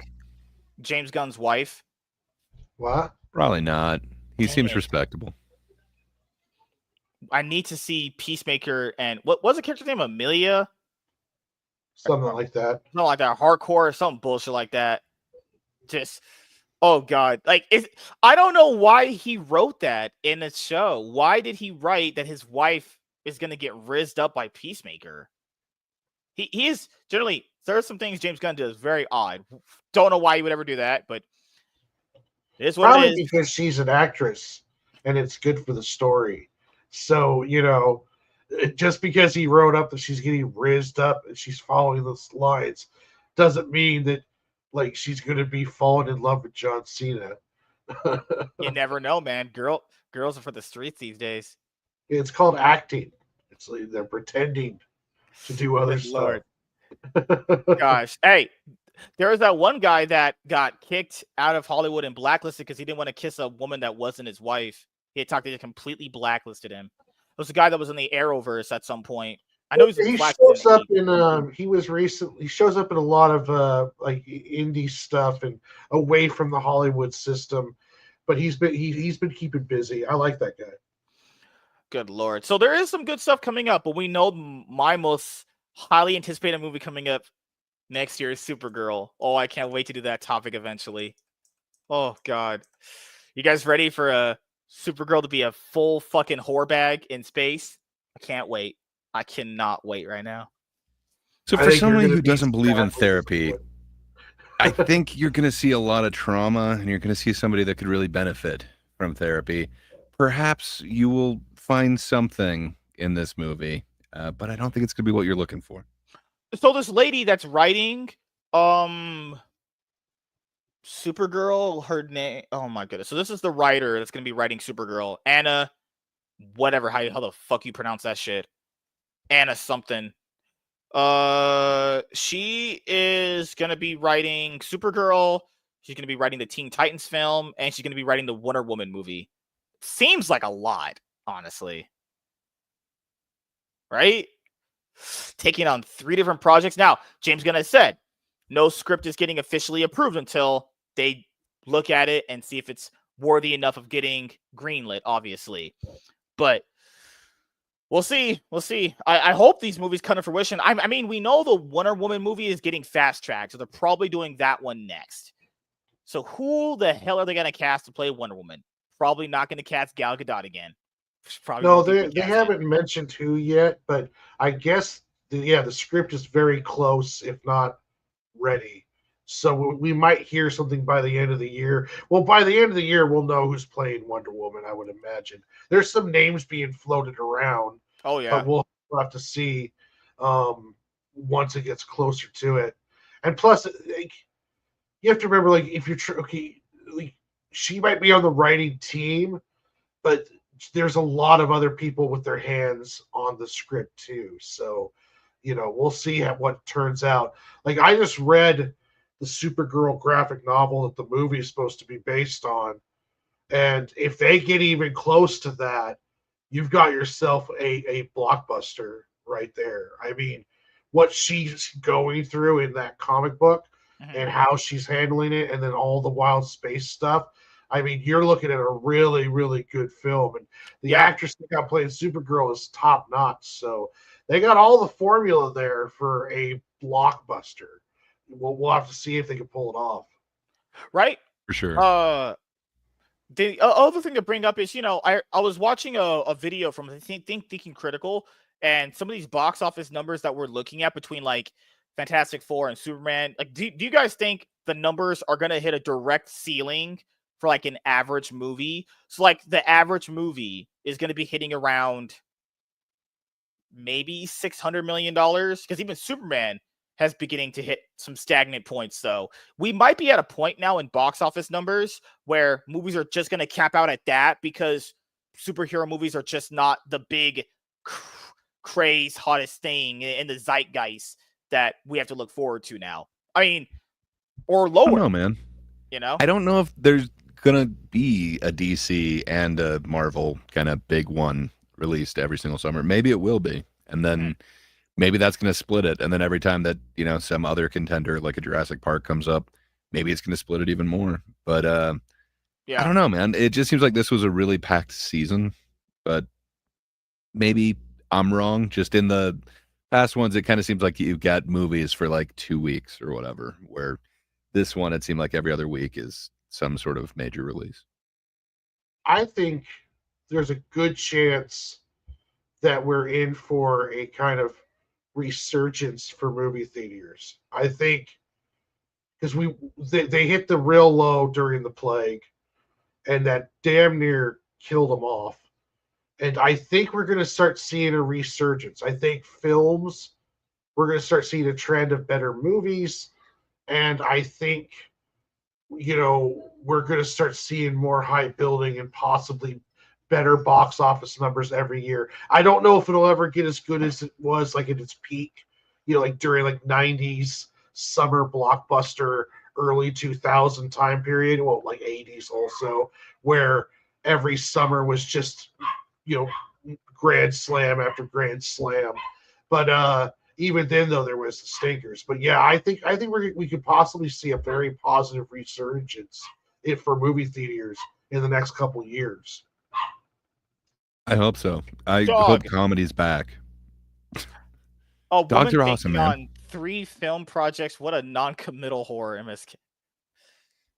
Yeah, that was close. Good What prediction, what Winter. ethnicity is she? She is A very beautiful one, whatever she is. Good Who? genes. she was in the Vampire Diaries? What the hell? I don't know. Oh, Yeah, that who girl. She hasn't wrote worked the on the Vampire Diaries. Diaries? Yeah. She was in Yeah, the come on. Vampire Diaries? That's crazy. She had a recurring Uh, role as Penny Arcees? I don't fucking remember who that is. Wait a minute. That's crazy. No way. Someone who was in the Vampire Diaries is going to be writing my Supergirl and Teen Titans movie. Well, did you know that the guy who's like launching the entire DCU did Tromeo and Juliet, the show about, Fuck, or dude. the trauma movie about incest between a brother and sister? Um, just man, people have a past. Get over it. Well, the Russo brothers were doing like TV comedies, and they wrote some of the best Marvel films to date. And Oh, okay. now they brought them back to try to save Marvel for their next era. Which is crazy So, because you they didn't know- even want them. Remember, initially they didn't even want them to do it, but RDJ was like, "I'm not doing it unless they're doing it," and that's how you get leverage on people. You work where you could work. So if you get your first job as a director and you're directing some TV series, doesn't mean that in your heart you're not like an action director just waiting for your chance to make that John Wick film or along those lines. So it's you can't look too down upon their past work, because people got to work experience and stuff along those lines. So plus James Gunn's overwatching everything, so it's not like it's going to be just her writing all the stuff. Yep, that's true. Apparently she was in season 7. I didn't watch that much of Vampire Diaries season 7 because I thought it was just really bad, honestly. And So so that you only show watched wasn't- up to season 6. I know I watched season 8. It was season 7. I just wasn't that interested in. You just didn't watch season 7. You're like, oh, she's on it. Like Gross. Nina Dobrev wasn't there, and I was like, you know how TV shows get when you lose the main character. It's like, I did watch first 2 episodes, and I was like, wow, this is I think Ian Somerhalder and Paul Wesley are still they still did a great job. Yeah, I mean, they were the reason why you were watching. No, we got you. Yeah. I usually watch for the men. The men got hotter every episode. Shirtless, pale vampire boys. They were no, they usually wore black jackets and shirts. They were usually clothed, actually. Oh my god. Damn. Tweets are blowing up. Oh god. Dude, oh no. Holy crap. What did I get People myself into? responding to your misogynistic attacks. Misogynistic. How dare you. Oh god, they're saying they're AI photos. Sure they are. Maybe they are. Who knows? But fuck Melanie Mac, and I don't care. I'm knowingly spreading misinformation on the internet. Kill me. What? You got community guidelined? No. Oh. Oh, it's just responses saying that. I thought you were saying the internet was telling you that. She's I wish- probably sending her army of white knight simp gooners after you. No. I hope. I mean, probably not. We already blocked each other. If she like died, I wouldn't give a flying fuck, honestly. I'm like, oh yes, one less whore to be around. Holy crap. Come on, you'd care. That's Would less I? competition for you. Would I care? WC says MSK is mad the girl he likes is a lesbian and a Christian. I think might be a little bit of a conflict of interest there, being a lesbian and a Christian. Just There's some of those new age churches where it's all gravy. where they say Jesus was like trans or something. I was like, what in the world's wrong with people these days? Holy crap. Oh god. So that's gonna wrap it up here. So we'll start with Grey Poupée. What do you have planned coming up that you would like to let the audience know about? Yeah. So if you want a more international opinion on I believe the Sydney Sweeney commercial controversy, you can hear some people fighting with their international takes on it. We're also covering there was this app called the T app, where I'm not sure if you're familiar with that situation.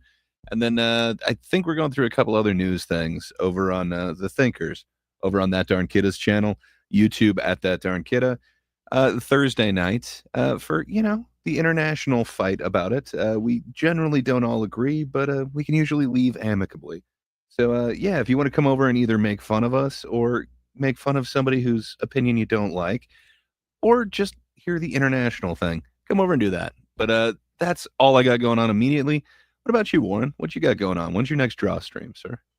Next draw stream is going to be this Sunday when I'll be working on pages of issue 4, hammering that out.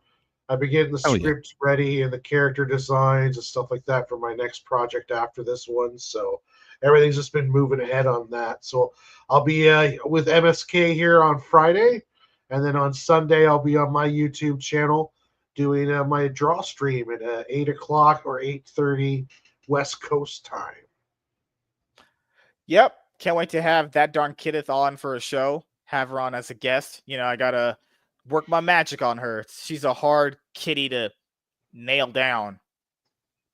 All that sounded good and wrong at the same time while saying that simultaneously. Yeah, I heard she's looking to come on some Top G Riz Master streams. I know just the guy, right, Gray? Wow. So, for me, tomorrow I am getting off work a little bit later than I thought I was, which is fine. At the most tomorrow, you will see me stream League of Legends at some point in the night, probably like 10 my time, 10:30 around that time frame for like an hour. Play a good old nice best of 3, as they say.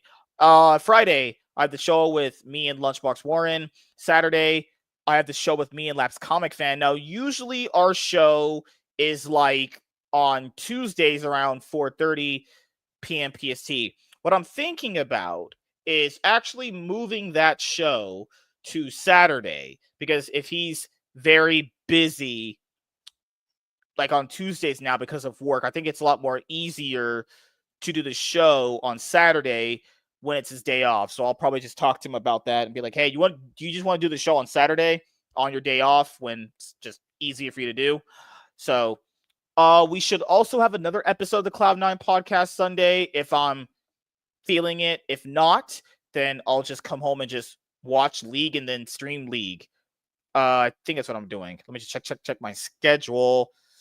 Or Master Duel. One of them is going to happen. I think I'll be playing Master Duel on like Monday or whatever. So depending on how I feel on Sunday after getting off work, it's either going to be a Cloud9 podcast and League or just League and that's it. But we do have quite the plethora of content we're going to be doing for you guys. We're getting close to 300 episodes, but it doesn't matter. We're going to be hitting 500 episodes, and that's when we'll celebrate, when we're going to have hot ladies on the stream. We're going to have just... Ooh, how many ladies? So I'm starting with 1. We're going to work with getting 1. Then we're going to work with getting 2. Then we're going to work with getting 3. So we're going to have a threesome with these ladies, actually. So I want to congratulate you on your use of plethora. It took you a while to get through it, but you used it correctly. Are you saying I don't know how to use words properly? Yeah, usually. I mean, Nasquack. But you did good with plethora. Yeah, that didn't bring any dinosaur to you at all. No dinosaur for that. Yeah. So, that is pretty much it. I was actually mulling over things to contemplate on, like, what should we do for the show on 300 episodes. It's just you're mulling over things to contemplate. Yes. And I was you had going, this brandy snifter, and we're just going, yes. I just didn't feel like we really did enough to celebrate. At 500, it'll be like a nice little milestone, because we didn't even really celebrate at 100 episodes. I didn't even call that a celebration, and we just did a normal regular show. That's it, So at 500, we will celebrate. We have a lot of work to do. We have a lot of comics to review. We've got a lot of news to go over. We've got a lot of movies to review, TV shows to go over, anime to go over, video games. There's so much stuff we got to do. We're not done yet. We're only just getting started, And I'm going to make sure I give Warren half my money in my paycheck so he can get himself. Why stop at half? Because I'm not black. I wonder, are they still updating that IMDb page? I really don't know. I haven't checked that shit in forever, honestly. I don't know. Are They're calling they? this a TV series. No. Should I type this into AI and see what the AI overview of it? Oh my god. So the most recent episode they've listed is 277. We're on 280 now. So Gray, your appearances have been updated. You're at 47. Warren's at 37. There you go. Sci-Fac. So Lap should be. There's no way his appearances are getting slowly updated. Lap should definitely have way more than 22. That feels like it's cheating at this point. But when I type this into the internet, or sorry, type this into Google, a 2024 TV series. We're typing this in AI. Let's go. What is the actual summary of this show? Come on, AI, give it to me. A YouTube-based series. Yep, this is a pretty base series, actually. Would you guys agree with this? No? Fucking hell. No love here. A YouTube-based series titled The MSK Show can be found on IMDb. Here's some information regarding The MSK Show on IMDb. Release date, September 21st, 2024. Our anniversary is coming up. We can celebrate 1 year anniversary soon. Oh my god. Stars. You guys are the stars. Come on. God. The creator, obviously, me, Top G, obviously. The show started in 2024 and continues to release episodes, with the most recent one, blah, blah, blah. Note that there's also an IMDb entry short. Okay, well, I don't have any short films titled anything, obviously.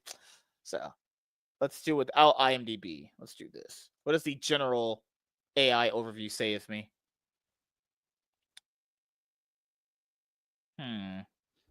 Maps. What? Comedy versus cancer? Why am I labeled next to that? Okay, I'm the third option. It appears MSK Show can refer to different types of programming or events. Am I a different program or an event? There's no way. That short film has to be better, and I haven't even seen it. All right. So, I'm just trying to figure out how I feel about having my name attached to yours on the internet now. Oh, goodness. So, thank you guys for checking out this episode of the MSK Show, and we will see you guys for the next episode of the show on Friday around 8:30 p.m. PST. You guys have a great rest of your